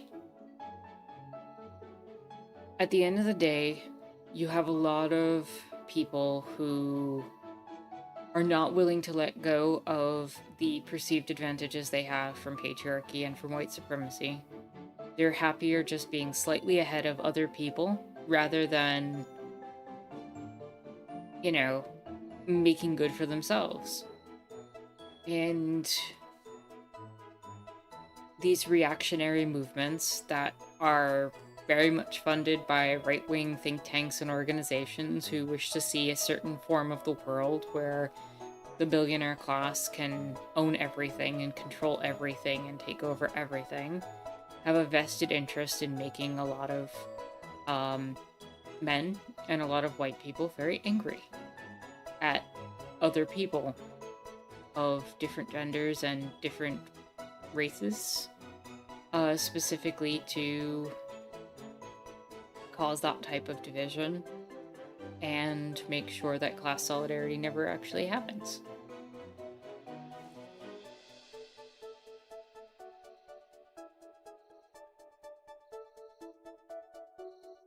Sam says they've had legal wins recently that got Trump got back into office, but now he's there. He's absolutely losing the culture war, him and Musk. You know, I don't know what you're basing that on. There are people being deported who are US citizens. Like, until I see people in the streets, until I see people who would formally supporting him, putting up and, apologizing and changing their ways, I don't believe that.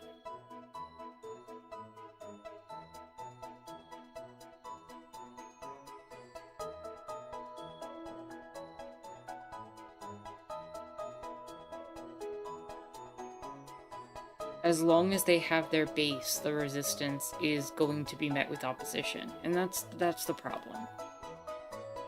The loss of a culture war has happened on some level. Jaguar says, until Trump supporters burn their MAGA hats, I can't believe that change is actually happening. Yeah. Like, it doesn't have to be every single one, but when I hear people like, yeah, Trump's really when I hear people say things like, yeah, Trump's messing up the economy, but it's a good thing, and at least he's dealing with immigrants, like, I can't believe that that's actually changing. Sam, you're coming at this with a very optimistic lens as far as I'm concerned, and I don't agree.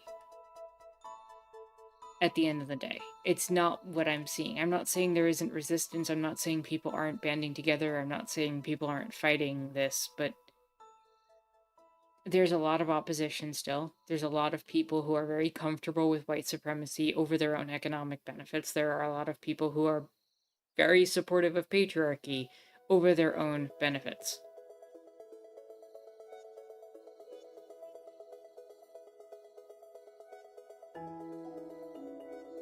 Hello and welcome, Ill. Hope you're having a chill and lovely Sunday. Glad you could make it.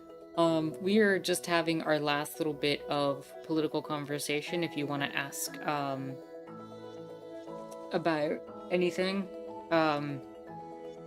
keeping it open probably for another, 20 minutes, and then we're gonna wrap up for a short stream, because we already finished Hob, built our next portal, built our everything. Jaguar says, sorry, Sam, maybe I'm too cynical, but I'm seeing too many people who are okay with the poo that's happening. I'm kind of with you, Jaguar, and unfortunately, I don't see it as cynical. I see it as a realistic assessment of who is our enemy, what their perspectives are, and what they are trying to accomplish. Roe v. Wade has been overturned for now several years, and I barely hear people talking about it outside of certain feminist spaces and outside of certain spaces that are majority women or queer people and who have a vested interest in it. It's very rare for me to hear a lot of men challenging it or dealing with the repercussions out of it outside of their own personal things.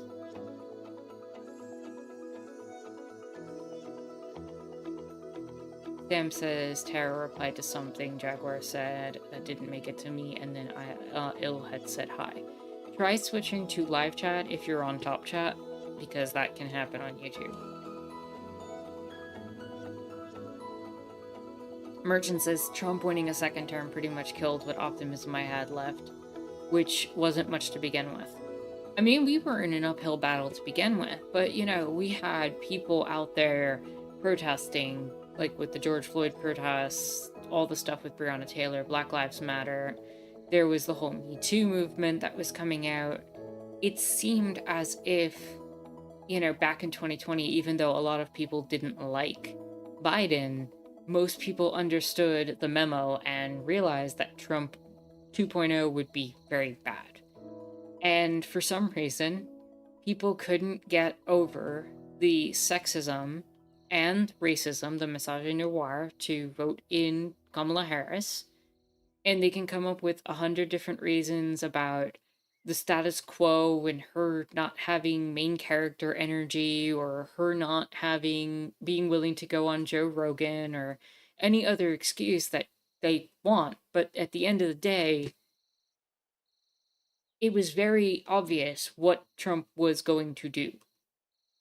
And the fact that you had so many people willing to ignore that, not willing to even look at a sample of the Project 2025 manual, that blatantly disregarded it, ignored it, etc. Um, I I am struggling to see how we can massively shift the culture of people in the United States right now.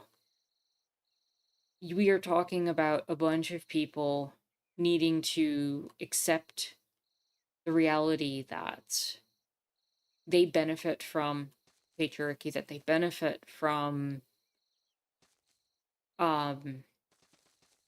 from from perpetuating racism, and ultimately deciding against their own perceived benefits from that. And as we see more and more people of color and women lose their jobs, as we're seeing laws be put on the books that are not exclusively like eliminating women's right to vote, but are going to make it extremely difficult for queer people and married women specifically to vote. There's been talk of that bill where you're going to have it so that you can't um, vote if your name doesn't match your birth certificate. You're seeing a mass deportation of people that is increasing. Um, and the desire to conquest lands, you're seeing full blown fascism.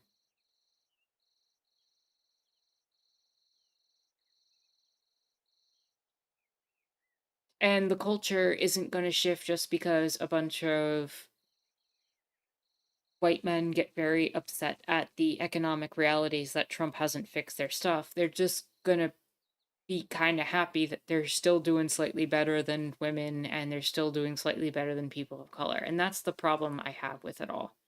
And maybe they'll fight for their own benefits, but I don't see the overwhelming majority of white men in particular stepping up in the way that they need to support and uphold their fellow human that doesn't look like them.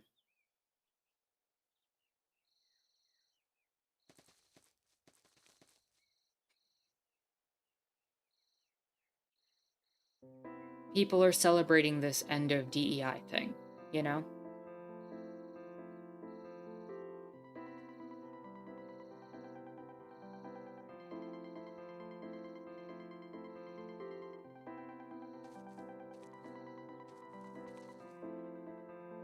If anything, what I feel like is happening is you're seeing people polarize. You're seeing people finally, especially on the liberal perspective, they're either full jumping into the fascist conservative rhetoric and they're trying to take their place economically there, or they are jumping ship into more of a socialistic, if not communistic perspective, and realizing that the flawed system has been flawed all along.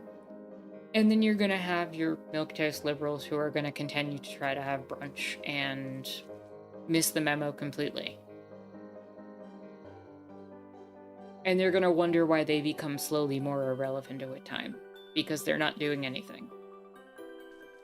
But when Chuck Schumer can continue and do what he just did and essentially turncoat on the Democrats previous messaging when the Senate couldn't hold its own to block a simple law.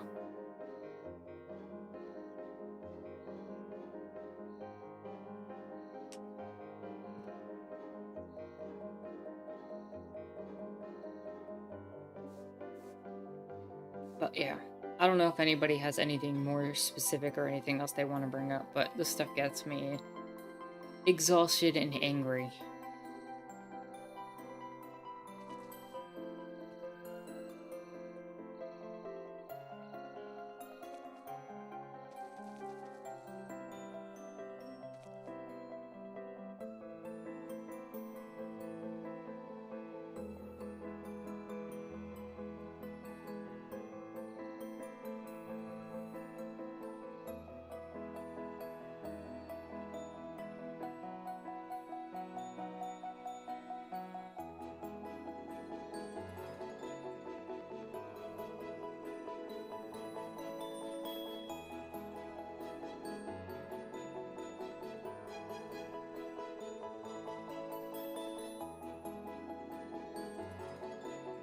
Sam says, I think I may be more naturally optimistic than most folks.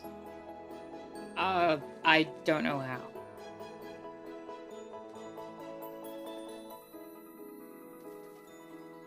And I don't know if maybe I I am guessing because I don't know your experience. You know, I don't know how you experience the world entirely. But I'm wondering if maybe you are seeing a different side of things than some of us. You're not annoying us, Sam. Or at least I can't speak for anybody else, but you're not annoying me. I'm just wondering where you're seeing the optimism, or how you're seeing the optimism, or if there's maybe a disconnect because we either have different people that we interact with, or different bubbles that we're in on the internet, or perhaps maybe there are certain components of your of the way that you experience the world through either a gendered or racial lens that maybe makes you not see some of the stuff that we see. There's so many reasons why we could have a differing opinion, and it could just be a natural case of you having a different experience of hope and optimism. I'm not mad that you're or annoyed that you're bringing up a different perspective. I don't understand it is more the point. And I would love to. I would love to feel optimistic. um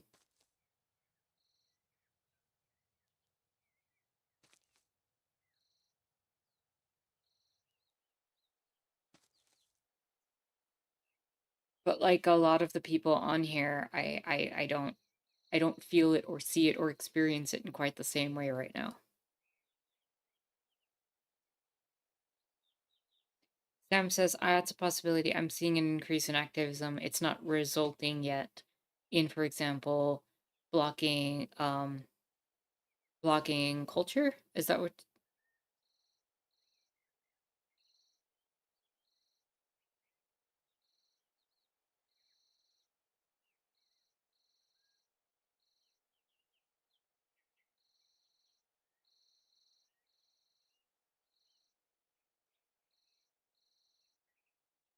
I still can't believe we built a giant toilet in this game.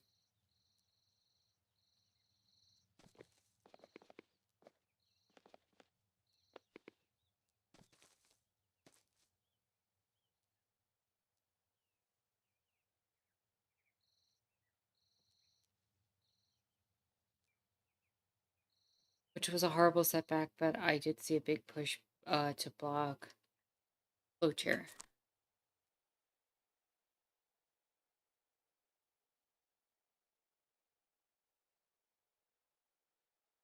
Oh, the filibusters. Giant toilets are what's really important.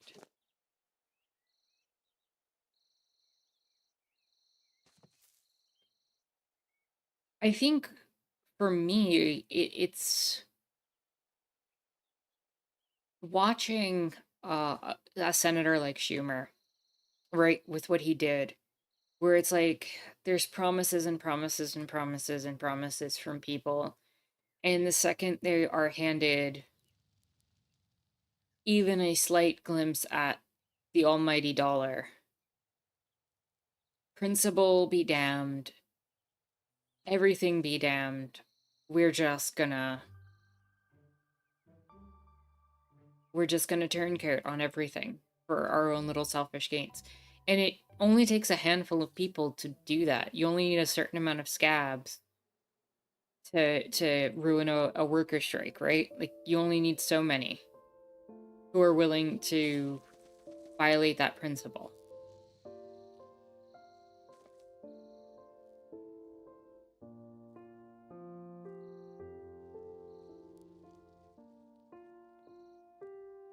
Gangle says, from what I see on Blue Sky, more normie liberals are coming around to better understanding. Well, I mean, Blue Sky, is one direction. I do agree with you that there's more of a polarization. Also, hello and welcome, Gangle. I do agree that there's more polarizing happen.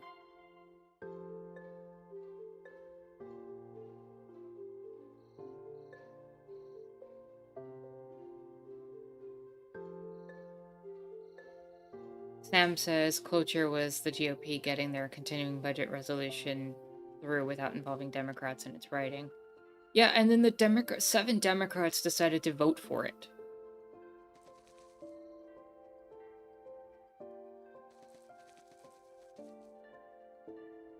After Chuck Schumer was like, we're never going to vote for it, the Democrats should vote against it, we're not doing that. Then all of a sudden he did. He turned right around. And if you notice, Wall Street bounced right back once he did that. So, you should ask the question very realistically, who signed his paycheck that day? Who offered him a deal? Who offered him the opportunity to turn code? And yes, there are hopeful people. There's AOC who, despite the fact that she gets all the hatred, is probably one of the beacons of hope that we probably have in terms of the political space. Outside, within the current political landscape, within the current structures and systems. And people who have similar positions to her. But at the end of the day, change isn't coming from within the system, which means change has to happen within the culture, which means we need to see a massive shift of the right-wingers who are very willing to hurt us away from that ideology. And that means they need to see that economic hurt that they're experiencing and connect it not to immigrants or women or the fact that they can't have their dream life and job, but to see it and identify it as not just one bad billionaire like Elon Musk, but realizing that billionaires are bad in general.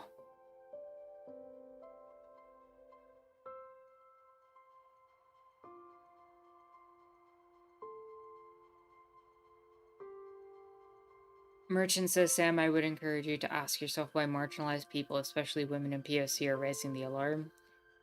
I get what you're saying, Gangle, but interact with these liberals and you'll see how they're extremely reluctant to embrace anything left of liberal. Personally, it feels like they're going, yeah, me too, to anything leftist, but they'll never stand behind it or push if push comes to shove. Yeah, they like the ideas, but they're not willing to stand on the tip of the spear, they're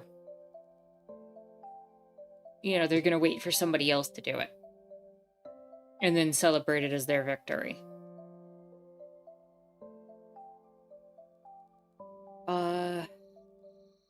Sam says, yes, they are and they should. They're doing the right thing, and at least in the areas where I get my news, they're successful at raising grassroots anger at the politicians. Gengel says, what I mean, their rage against the left for caring about Gaza has diminished a lot, and their knee-jerk defense of Dem leaders has been replaced with anger at Schumer. I mean, if there's any a time, right, that we need to see a progressive shift in the Democratic Party, it's right now. I don't think third party is the way to go. I think taking and capitalizing off of this moment and getting people in power that are more progressive in the Dems is definitely what we need to do. But the thing is as long as they can get just enough Dems right in the pocketbook, right? As soon as they're able to get just enough of them to turn code on their position, as soon as they're able to get enough Tulsi Gabbards, cinemas and the like, mansions and the like, they're going to be able to just hold the Democrats down. And we're going to see this constant shift of, progressives getting voted in and a few of them getting bought out. But, I think a lot of the billionaire class has finally put their money into the Republican Party. And I think this fracture that's happening in the Dems is probably a somewhat possible hopeful thing. But that means we need to, if we're going to do this through any sort of electoralism, to hold any sort of line back. And again, I'm not saying that's the solution. I'm not saying that's going to fix the system. I'm not saying any of that. But if we're going to hold a line or try to recreate and redraw a line, it has to happen now, and it has to happen with the Dems getting progressives into power. And quite frankly, I think the Democratic leadership is going to just crap on itself.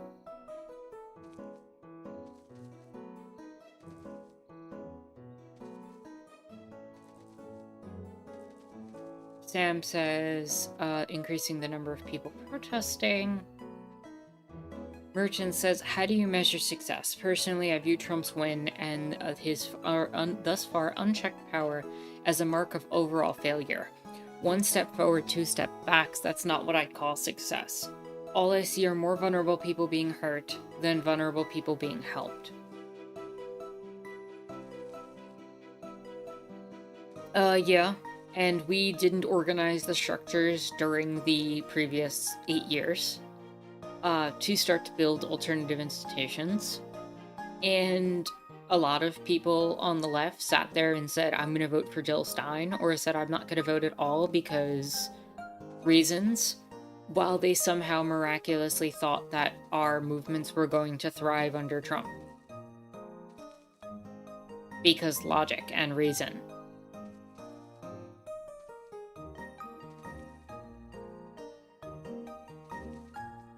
The lack of planning from a lot of particularly white men on the left, in my experience, I should say, was immensely frustrating.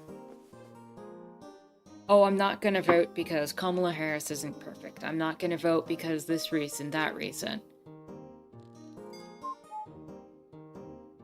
Hold the line. Give us 4 more years to get a union movement going. Give us 4 more years to get something moving that will benefit us, that will help us. Instead of just tossing in with this accelerationist perspective.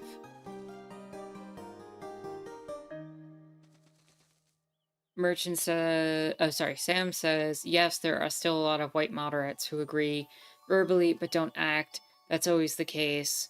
Like it was during the civil rights movement, we don't need to move all of them. The issue with the white moderates, Sam, is not the fact that they don't do anything. It's the fact that somehow behind the scenes, they somewhat silently agree with the oppression that's happening. They scold people for any step they take to liberate themselves. Any moment of protest or whatever, all of a sudden that's too violent. That's too, if something gets burned down during a protest with bad actors or not, instead of it being understood as the voiceless masses trying to speak their frustration and their pain instead of, accepting that it's just property damage and no people got hurt. They sit there and say, oh, that person's so violent, they destroyed a building. That's the issues with the white moderate. It's not the fact that they don't do anything, it's the fact that they scold everybody who attempts to make change. If it was just that they didn't do anything, we could ignore them. But they're constantly wagging their finger about how you can't do this, you shouldn't do that, this isn't acceptable, we can't have tactics, we can't have anything. Because any tactic you take is too extreme, inconveniences them, and makes them have to feel bad about the thing that's happening, rather than actually doing something about it. And then they'll sit there and they'll go to Thanksgiving dinner with their conservative relatives and they'll subtly, sit there in silence as their conservative relatives go off and off and off. And they're worried more about their investments and the small things that they can worry about, or they'll worry about their own personal needs and sacrifice any movement in favor of it. That's the issue with the white moderates. It's not that they don't do anything. I wish they would not do anything.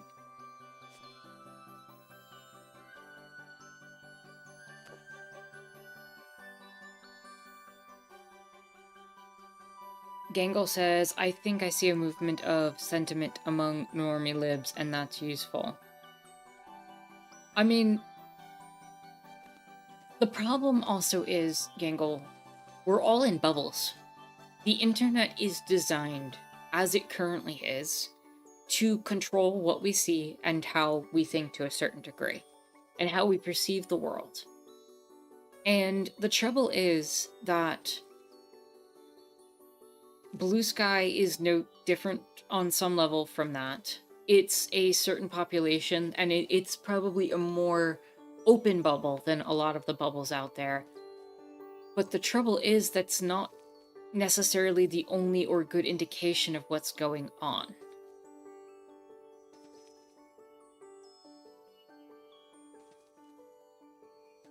And the fact that every media source has pretty much stood behind Trump and jumped behind him has made it much more difficult to get actual news out there.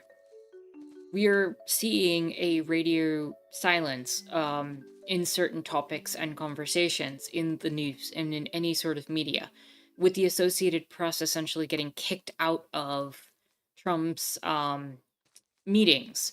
And this is kind of going back to the stuff that Chomsky had written about and everything in Manufactured Consent. When you rely on putting out and toting the party line of the current presidential candidate in order to fund your newspaper or fund your news source, then you need to play nice and report the facts as they are given by the government. And in doing so, you report not the truth, but what the government says is the truth. And you don't have to create crackdowns, and you don't have to deny people or censor people. You essentially censor them by creating only one narrative, and that's the narrative that gets inside the White House. And that's what's happening now, and it continues to happen, but it's the Trump administration. So where are people getting their news sources from? We're getting it from leaks of little things that are happening here and there, and we're getting it from certain parts of social media, but social media has kind of been part of the problem, as well as the potential solution, and it's disturbing. A lot of social media, especially X/Twitter, whatever you want to call it, has been the 15-minute hate for a long time. The 15-minute hate from 1984. The next big thing we could get angry at and then not do anything about. And it's been part of the culture war practice, especially on the right. And I'm not saying that with things like Me Too or with the Black Lives Matter protests, but more so when they get angry at somebody attacked their old childhood nostalgia toy, or someone is angry because a Marvel movie has a woman protagonist. And they go on and they scream for 15 minutes until the next conservative pundit puts out another thing for them to be angry at and then funnels it there. The same people who can't see the irony that they get angry about people wearing pride flags in June around their bodies, but are wearing American flags draped around themselves while they have MAGA hats and they're putting it on their children, and will call queer people indoctrinating, but don't recognize the fact that they themselves are indoctrinating their kids in a cult of personality around a vague sense of freedom that isn't free.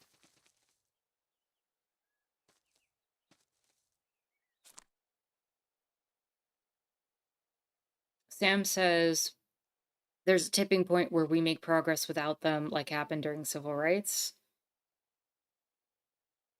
Um, did we make progress during civil rights? I know we had temporary victories like we did with the union movement, but the second MLK started talking about socialism and started talking about the economic realities behind it, uh, that's when he got killed. And I'm not trying to be conspiratorial, but you know, you know? And maybe it is a coincidence or whatever, but you know, a lot of leaders seem to, when they upset the economic realities and they started talking about that, it started to become more of an issue.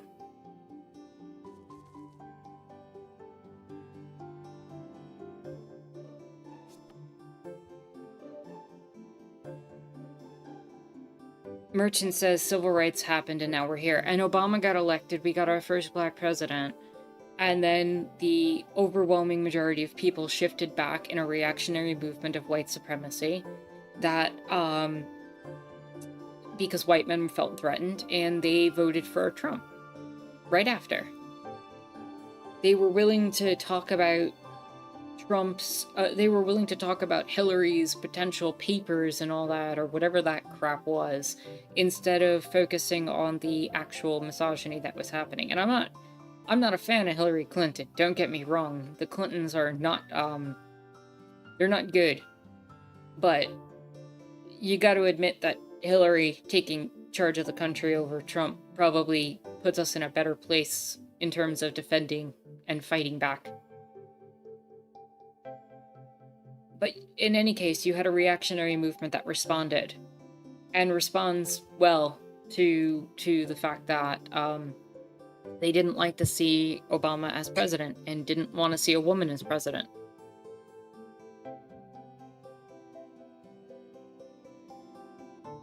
Merchant says, I think that speaks volumes about the long-term inefficiency of the civil rights movement, not because people weren't fighting the good fight, but because in the long term, there seems to be more people fighting for the bad and those saying, I'm not really political.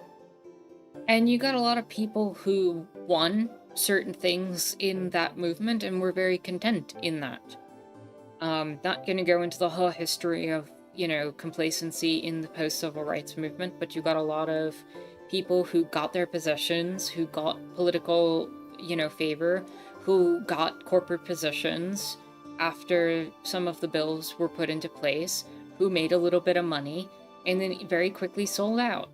And if you want an example of that, look no further than Clarence Thomas.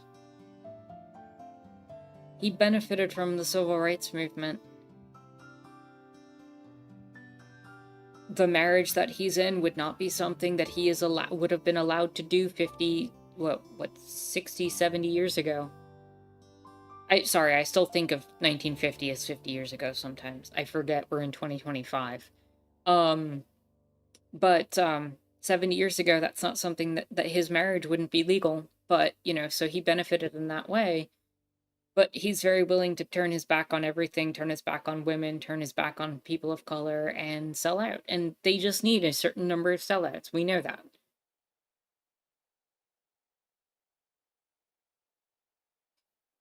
King Cyrus said, those great white moderates give orders of negative peace, which is the worst type of peace because it's a peace built on straws. Yep. Merchant says, I can totally see white voters who make up 75% of the US electorate giving the GOP another presidency in 2028. I hope not. I really hope not. But I'm also more afraid that we won't even have elections. Sorry, I completely lost my place in the chat. Give me a second to find it again. There we are. Merchant says 60% of white voters in 2016, 2020, and 2024 elected Trump. Gangle says, take consumers abandoning Tesla. That's a definite indication of a shifting of the general mindset. How many... Do we have any numbers on that? Genuinely, do we have any any numbers on who and which populations are moving away from Tesla? Because you still got the tech bros who are very much going to buy their Teslas. Maybe they're more concerned about their Tesla being broken into, so they'll put the bumper sticker that says, I don't support this. Please don't break my Tesla.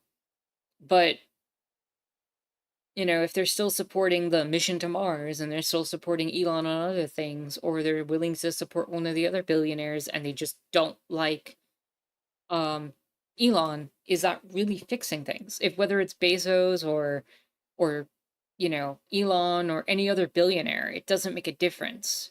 As long as one of them is still being hero worship, they have to recognize that it's every billionaire that's the problem. They want to live in a fantasy. Merchant says the fact that the above stats shock almost every white person I've told them to reflect on how out of touch people are. The scolding of anyone trying to help ourselves in the absence of liberal support.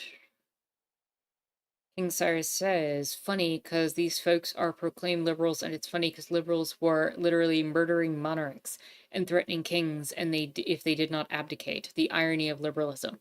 Yeah, I mean, they were supporters of the Republic, right? Like, they were the ones coming out and creating something different where they wanted to abolish monarchies. They wanted to get rid of kings and put rule in the state or the people, you know, the nation state, that whole formation of a body that would be of the people, by the people, for the people kind of thing.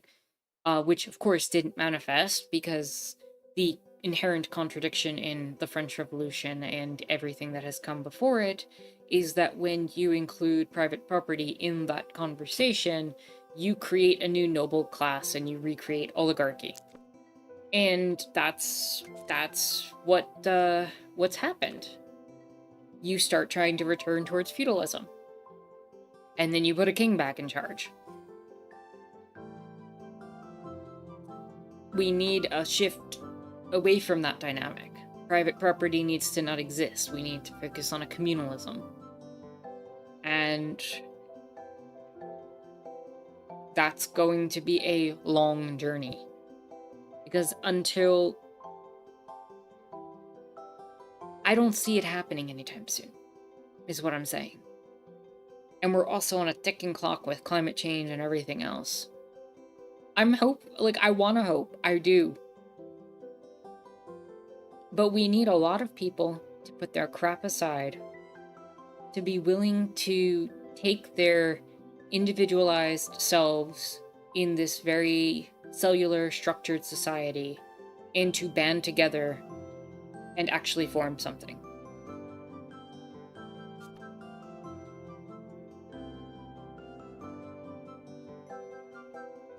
Merchant says, we need to do something, protest start. No, not like that, just something else. Sam says, anyway, my white moderate point isn't about the white moderates are what the white moderates are doing, it's about the fact that social causes are fought in small margins over tipping points. There is an argument to be made that the civil rights movement did grant more rights to certain groups of people and did start to make strides at fixing things.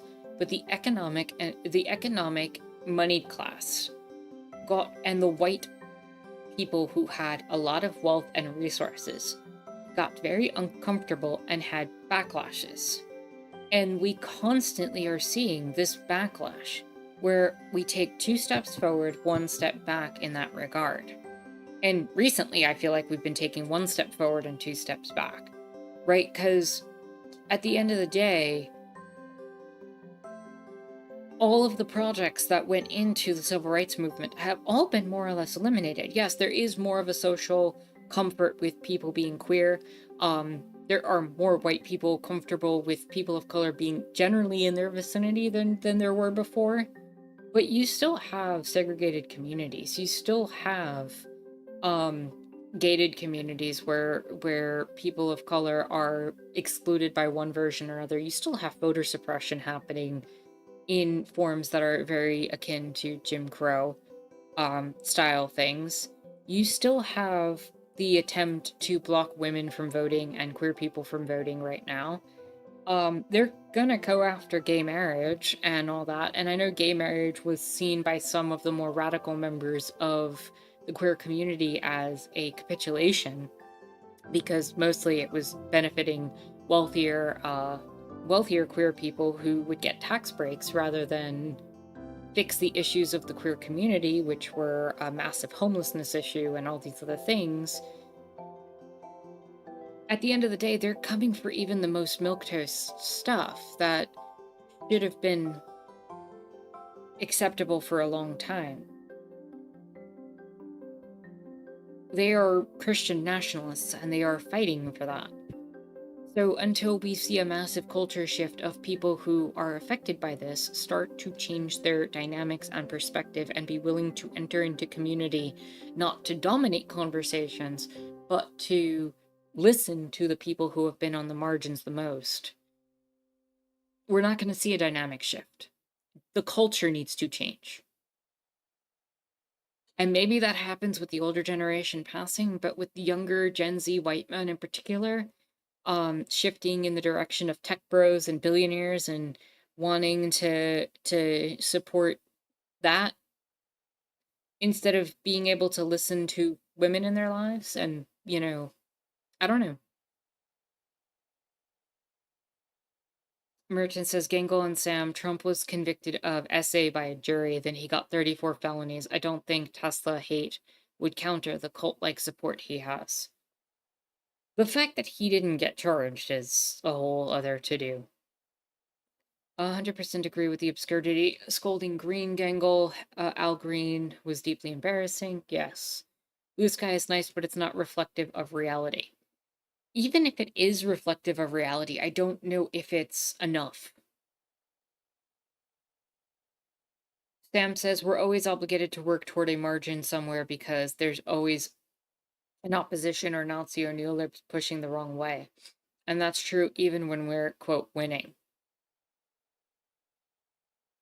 Cyrus says Blue Sky is nicer place than X, but not again, even X isn't real life either. True. Doug says, hope y'all enjoyed the hopping. Anyway, I'm gonna go back to sleep. See you later. Welcome, Doug. Thank you. I know I'm speaking this late and you probably already left, but I hope you are enjoying Dreamland right now. Gangle says, I'm aware of the various bubbles. I'm used to Blue Sky as an indicator of sentiment. Tesla plummeting is another.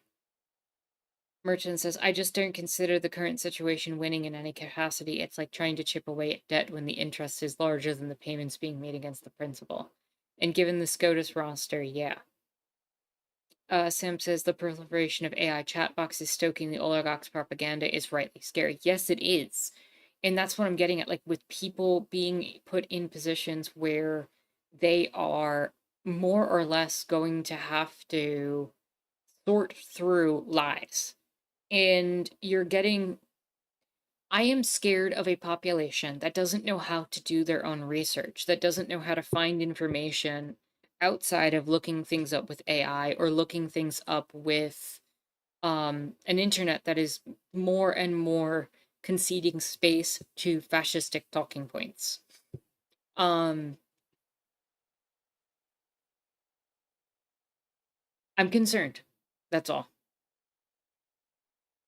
I'm not saying we can't win. I'm not saying we can't fight back. I'm not saying that we can't do stuff, but I feel like we've reached a tipping point where things are going to have to get a lot worse before they get a lot better, and that scares the crap out of me because the buffer will always be people who are on the margins.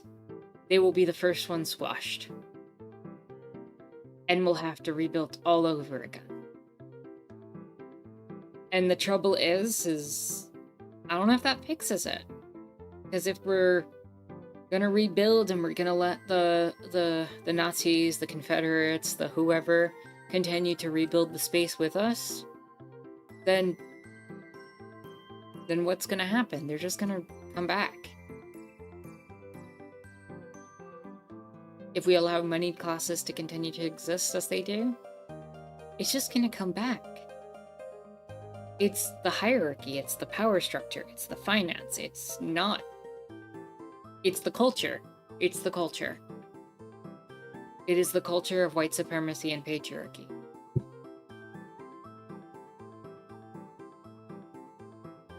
Merchant says people acting like Amy Coney Barrett is some sort of replica of Trump because she dissented on one thing. Please. Yeah, that's not happening.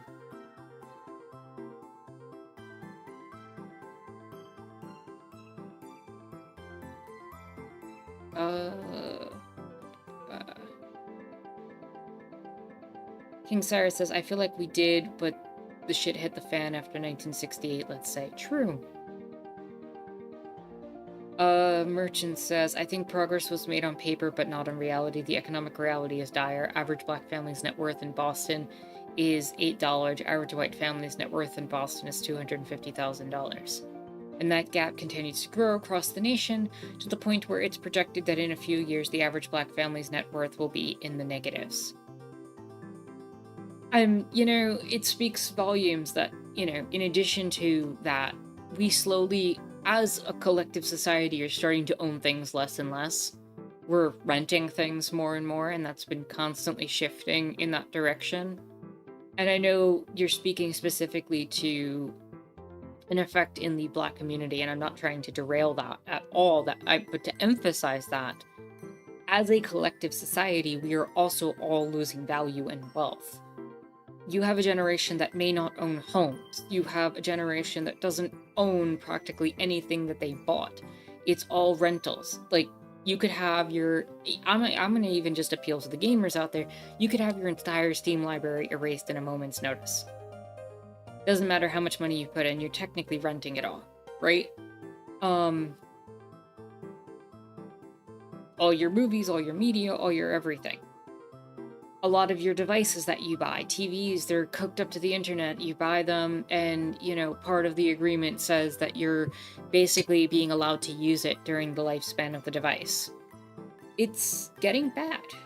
And that's just, as a general principle of us giving up value and ownership of things, that would be personal, right? Personal ownership of things. When we probably could just put it all in a collective space and just have everything in the commons anyway, which would be better. But, that's happening. But then you're seeing things like what you described, where specific communities are seeing more and more wealth stolen in greater proportions and much quicker. And, this is kind of like what happened in the 40s and 50s when white families who came back from World War II were granted houses that accumulated value for 3 or 4 generations. Meanwhile, black families couldn't get access to it. And, you saw a gap in the positions of black and white families in terms of their economic value. We're seeing the same thing happen. It's just happening differently. The gap continues to grow across the nation to the point where it's projected that... Oh, I read that. Cyrus says that's exactly the issue, and to be honest, the neoliberal policies of the Democrats too. But yes, the reactionary movements in the US are very stark. Merchant says, shit like this is what is, in my experience, what white people ignore. I only hear people of color bringing up these numbers. Yeah, and there's a reason for that. Because white people don't care. And it ends up being people of color, women, and queer people who have to be the ones who carry the whole burden, who constantly shout the statistics while the people who are in the majority just sit there and twiddle their thumbs, or worse yet, fight back and tell them, no, you can't do that. That's bad. Why do you make me feel bad for bringing up statistics and data? That makes me feel sad. What am I supposed to do about it? I didn't make the system. King Cyrus says, turn the South into Carthage, is what Grant told Lincoln.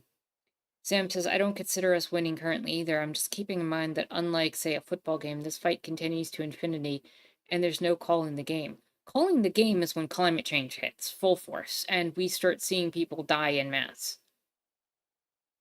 I'm sorry, like, I know this is a gaming stream and this is supposed to be a chill Sunday, but we are approaching that climate position.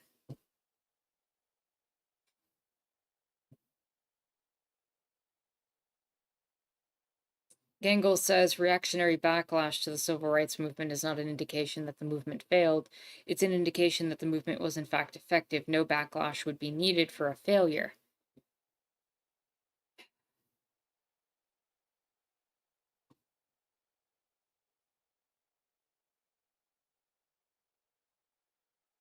I see what you're saying, Gangel.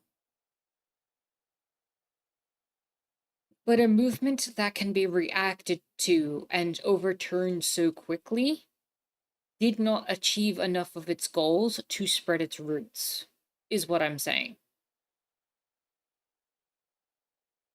It's one thing to buy a potted plant and to put it into your space. It's another thing to grow a plant from its roots and seeds and to let it grow fully into fruition and let it take, fully into the soil.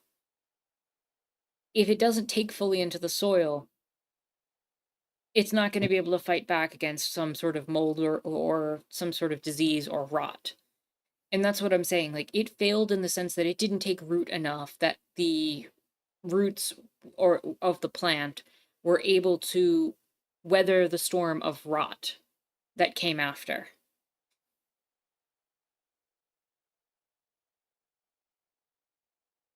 And maybe you view things through kind of an ebb and flow where we're constantly going to be in this battle back and forth.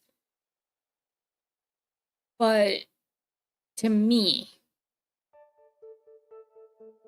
we have been fighting this fight since the same fight since before the Civil War.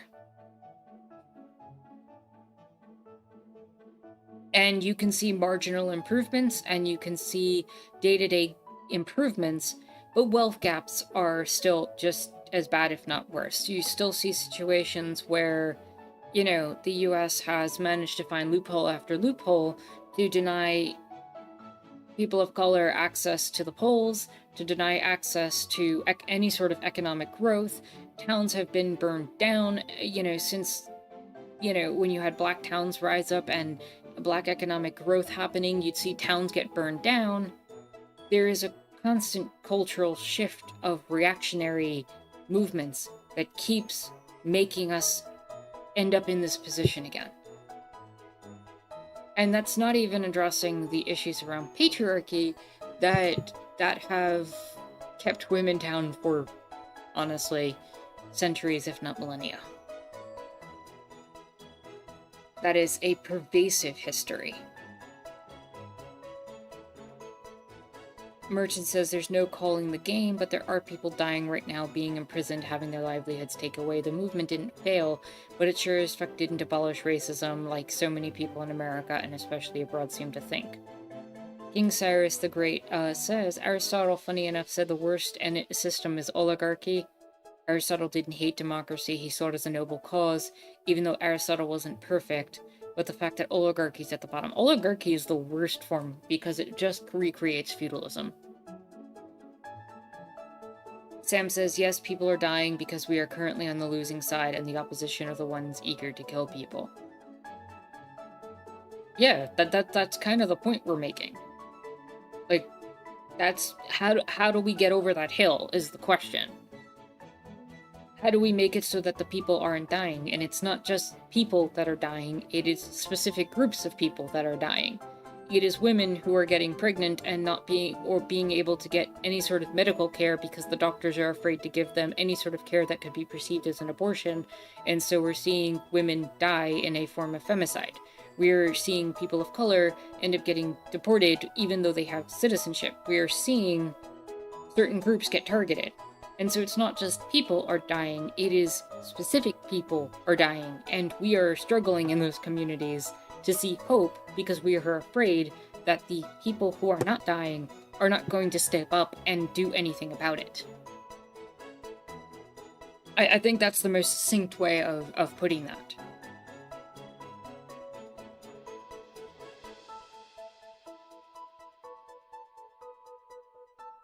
Gangle says reactionary backlash to the civil rights movements. I fit. Okay, I don't. Chat keeps kind of skipping around, and I'm kind of having issues. There we go. Segregated communities are still a thing, so especially with white folks. Tesla's hemorrhaging value. As protests grow, market shares in both Europe and the USA are plummeting. Tesla's going down. It's happening. Okay, that's good to hear. Just, when the next billionaire rises up and replaces Musk, I hope that people see that it's not just Musk. And it's true, when the Haymarket Massacre happened, for example, we made progress then by continuing to push through that.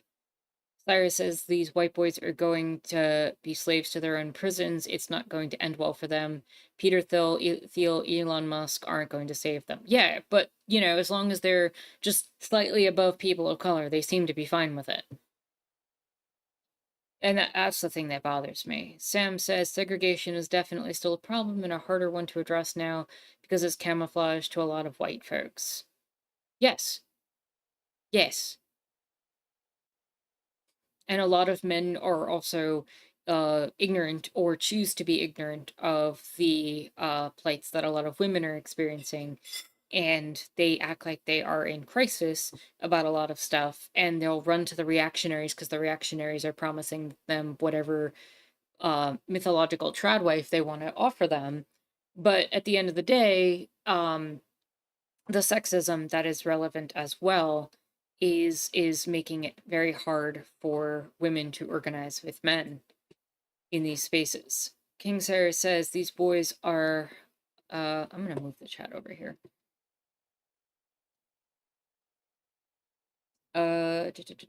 King Zara says these boys looked up to Andrew Tate, who literally giving these white boys materialism and worship of the wealthy. Yep. Sam says thankfully Anonymous is still a thing. I think they'll continue to be a problem for the oligarchs. I mean, I hope our tech furries are able to, our queer tech furries are able to fight back, because that's what it's going to take. Glad Barrett did as she did to Scent, but I still don't trust her. You shouldn't trust her, and you shouldn't like what she did either. One decent, one time, a broken clock is right twice a day. Just because she stood up for one thing doesn't mean that, she's worthy of anything, praise or trust. It just means we rolled lucky, King Cyrus says, funny because these red pill folks were repeating the mantra of Tyler Durden: you are not the car you drive. You're not how much money you have in the bank. To ironically boys listening to Tate. Tate is ironically the anti-Tyler Durden. How ironic. Sam says, true Cyrus, they don't understand Fight Club or The Matrix. No, they'll watch something like that and they'll end up, taking it seriously. And they'll worship Fight Club instead of understanding that it's a satire. King Cyrus says Tate's messages and modern red pill TikToks, ironically, is the exact opposite of Tyler Durden. Again, Durden was problematic as fuck, but the irony is that is that I find it fascinating. Sam says it's like Tim Pool saying Squid Games is anti-communist. Oh my god. I don't even know how to respond to that. Sam says climate change is potentially the nuclear destruction of the field and all players, more in my opinion than calling the game. I mean, the billionaires will still have their stuff. I don't see humanity dying off. I see us ending up in situations where the billionaires will try to put themselves at the top of smaller societies that will basically try to be feudal or monarchical systems where we'll repeat it, but there'll be less resources, less things available, and we'll all be living off of like calorie quotas, basically, because there's only so much food available, and only certain populations will probably be allowed to be in those spaces. You will literally create that feudalistic libertarian paradise.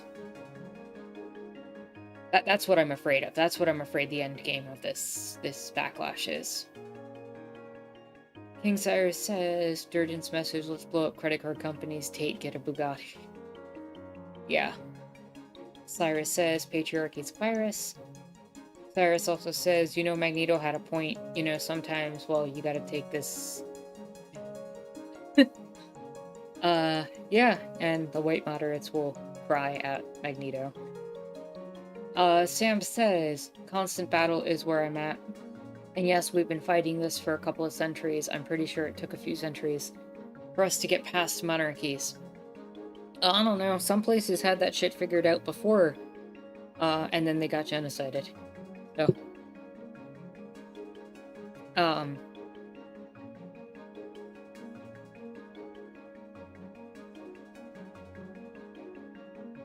I don't see it as a constant battle. I see us needing to achieve a victory. I think a victory needs to happen if we're going to put an end to this. The forever war doesn't work. And I'm not saying constant vigilance won't happen if we achieve some sort of socialism, anarchy, communism, whatever you want to call it. I'm saying that we need to hit a tipping point where the way we're structuring things has drastically changed and the culture has drastically changed. And this battle has been happening for centuries.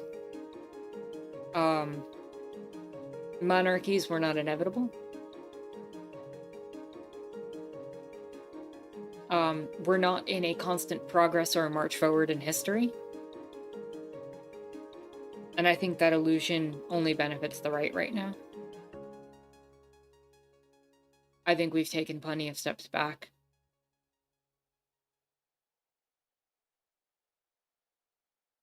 We didn't have to organize societies the way that we did. Gangle says, in its foundation, the USA is unjust based on injustice. It's very hard to get away from that, but we can't expect the USA to be dismantled, so there's no choice but to try to improve it. I agree with you. But that requires a cultural shift. It requires getting the people who benefit the most to recognize the humanity of those who are oppressed. And I don't know how you do that at this point. Sam says feudal monarchies gave way to basic feudal capitalism, so we're still in that fight, but I do think on the long timeline we're making gradual progress. I don't think progress is a natural element of history. I think we are taking a step into a digital equivalent of monarchism, of feudalism, where we'll have to pledge ourselves to one of the fiefdoms who control our digital space and our digital lands. I think that we are becoming more and more reliant on digital controlled information. And I don't think that we are on a constant move for progress.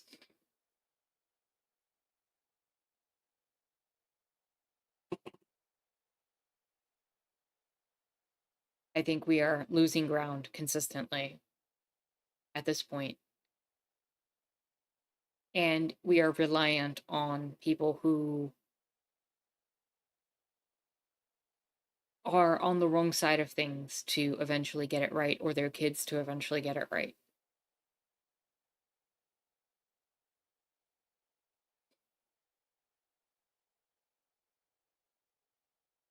I think the myth of progress is something that, like I said, benefits a lot of white men and benefits a lot of right wing and conservative philosophies.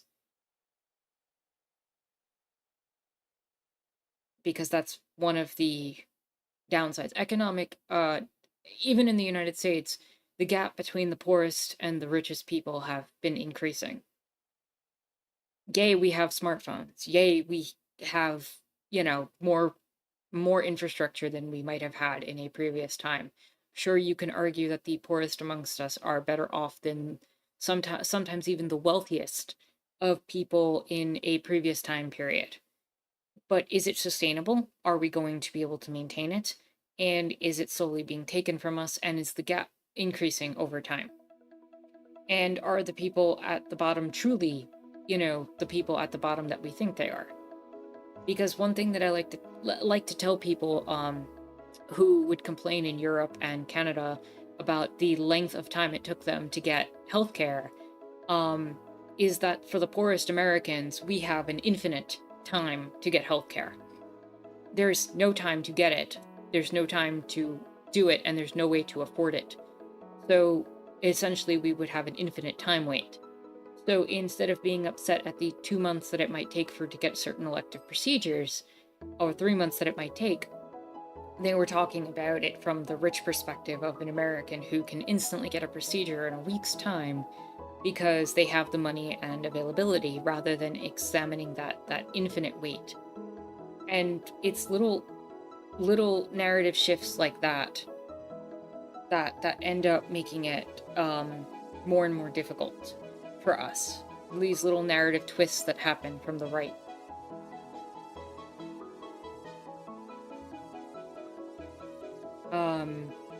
Also, I am gonna catch up with chat here, and I am gonna call the stream, just FYI, so get final thoughts in. It's been a great conversation. I just, I'm reaching kind of my end with it, and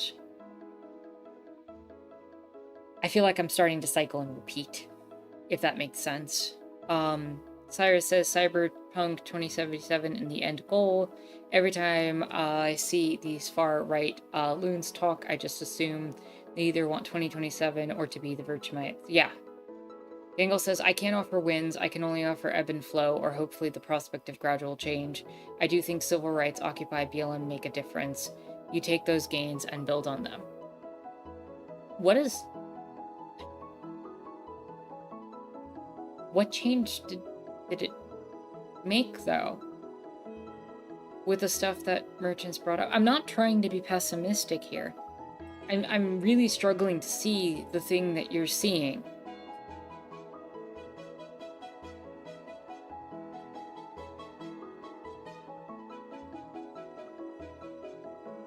I want to see that. Like, I want to see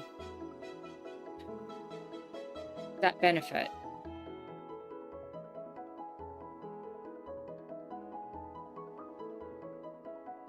But to a lot of people in the United States right now, and the world, to be honest, Black lives still don't matter. Occupy didn't change or fix Wall Street. In fact, a lot of the people who were in Occupy started trading in, you got a bunch of them who traded in hedge funds and crypto.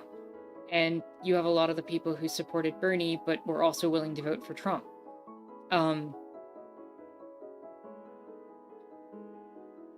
And a lot of people from the civil rights movement, unfortunately, went down the road of complacency. A lot of people from the early feminist movements supported white feminist perspectives, got complacent, and are now ended up coming up with turf ideologies that we don't agree with right now. Like, we take steps forward, we also take steps back, and I'm struggling. I want to believe you, Gangle. I want to be there with you. Help me understand. And if it doesn't happen on this stream, that's okay. Help me see it, though. Sam says, when I see progress, I mean toward our goals, us being people who want democracy, just as monarchists and white supremacists think that they're making progress, and in politics and law they have recently. But we've wanted consensual-based governing, and we've wanted democracy. Like, that hasn't changed. There might be more people shifting into it, but wanting democracy is only so good when the people who want democracy are slowly going to get snuffed out. And like, that's my fear, right? When power is in the hands of people who are willing to enact violence against people who don't agree with them, and you have people who finger wave any attempt at taking power back, then what do we have except us? And we're not able to run off to some other place. There's no new frontier we can run off to hide. We have to stand our ground here because this is the world we're in. Cyrus says Peter Thiel and Curtis Yarvin are basically describing Arasaka Corporation when Sabaru is called literally the Emperor. He's not even called the CEO in the Cyberpunk games. I don't know anything about Cyberpunk, but that sounds on brand. Gangle says for more than 100 years, the USA has effectively vilified the left to a degree where it's completely marginal. No wonder that things are dire. Ordinary people, no left to turn to. Yeah, and they've incorporated every aspect of leftism into the system and have slowly whittled it down over time. The union movement is an example. You have literal union members, especially the Teamsters. You have people in unions that are literally supporting Trump because they are more connected with some vague ideology of hard work and factory labor and some mythological thing that they're trying to hold on to, rather than the nuances of the economic realities that we're in. Their recent wins in politics and law have cost them a bit, maybe not much, in popular opinion. Merchant says, final thoughts, I'm tired and hungry. Kinda me too. Sam says, oh, Gen Z are way more likely to identify as socialist now, according to recent polling. Women in Gen Z are more likely to identify as socialists. Men, not so much. Men have been diverging into the fascistic side of things and the crypto bro side of things. Gangle says the gains from these movements are greater awareness. It's about building a left wing from the ground up here, building political awareness. Given that you have no left, it must be built. And I would like to see that happen. But again, that means that people are going to have to give up things to start building it. It means they're going to have to take risks. They're going to have to take gambles. They're going to have to take an interest in their fellow humans. They're going to have to build in their communities. They're going to have to build spaces. They're going to have to form defenses. They're going to have to do things. They're going to have to break the atomization. Until I see that atomization breaking, until I see that trust developing, until I see white men being willing to hear the women in their spaces cry out in literal fear and anger about Roe v. Wade, to the point where they're saying, please just vote Kamala Harris because we can't handle more damage from Trump and everything that he stands for. And until I see those white men step up and say, hey, I'm willing to sit down with you and do what you ask, I'm going to feel a lot of this negativity. Until I see the mutual aid actually happening in community spaces, and enough of it, until I stop seeing people go, unions are worthless because the second a union forms, Amazon's going to shut everything down. And they'll shut down the facility and destroy the union. So we might as well not bother to form a union. Until I see people willing to take that gamble and fight, I'm going to feel a little pessimistic. And I think I've earned that. Because I have been an optimist for a long time.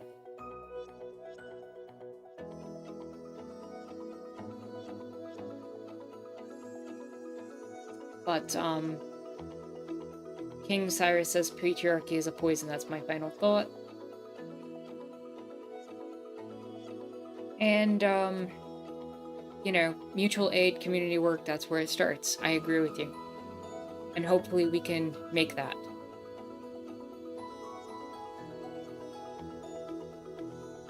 So, with that said, I am going to wrap up. Thank you all for this conversation. Jaguar says, Gen Z women, take your power and don't empower these dude bros. Learn from the 4B movement. Yeah, don't take it as the 4B movement with the negative propaganda that's been put around about it. You know, even if the actual 4B movement did have the kind of turfy behavior that I've heard rumors about, you don't need to implement that part of it. But the whole idea of 4B is to decenter men. It's to decenter men from our spaces and lives. It is not about being anti-queer. It's not about being anti-trans. It is literally just a thing of decentering men. It's allowing women to take center stage in their own lives. To quote a TV show, if you catch the reference, you catch the reference. Be the sun in your own life. You are the sun. Be the sun in your own life. Embrace other women who are also the sun in your lives. And if there's a woman who's speaking patriarchal nonsense, take the steps to either help them or move away from them, because women are capable of upholding the patriarchy too, and holding men to standards that they shouldn't be held to, and everything. Um, so thank you all for the space, for having this conversation. It was really good. I'm glad it happened. And I'll give you all 5 minutes if you want some space to decompress and maybe talk about bunnies. Talk about bunnies and kitties. Talk about Jaguar. You are the one who always brings up facts. Give me some bunny and kitty facts. Throw them in the next 5 minutes. And, if you're available to do so. And I will end the stream on that note. With that said, though, my name is Anarchist Terra. Thank you all so much for watching. Enjoy the bunny facts. Go get some food. Go get some water. Have a good one. See you next week where we will have Cavern of Dreams. Stay chill, everybody.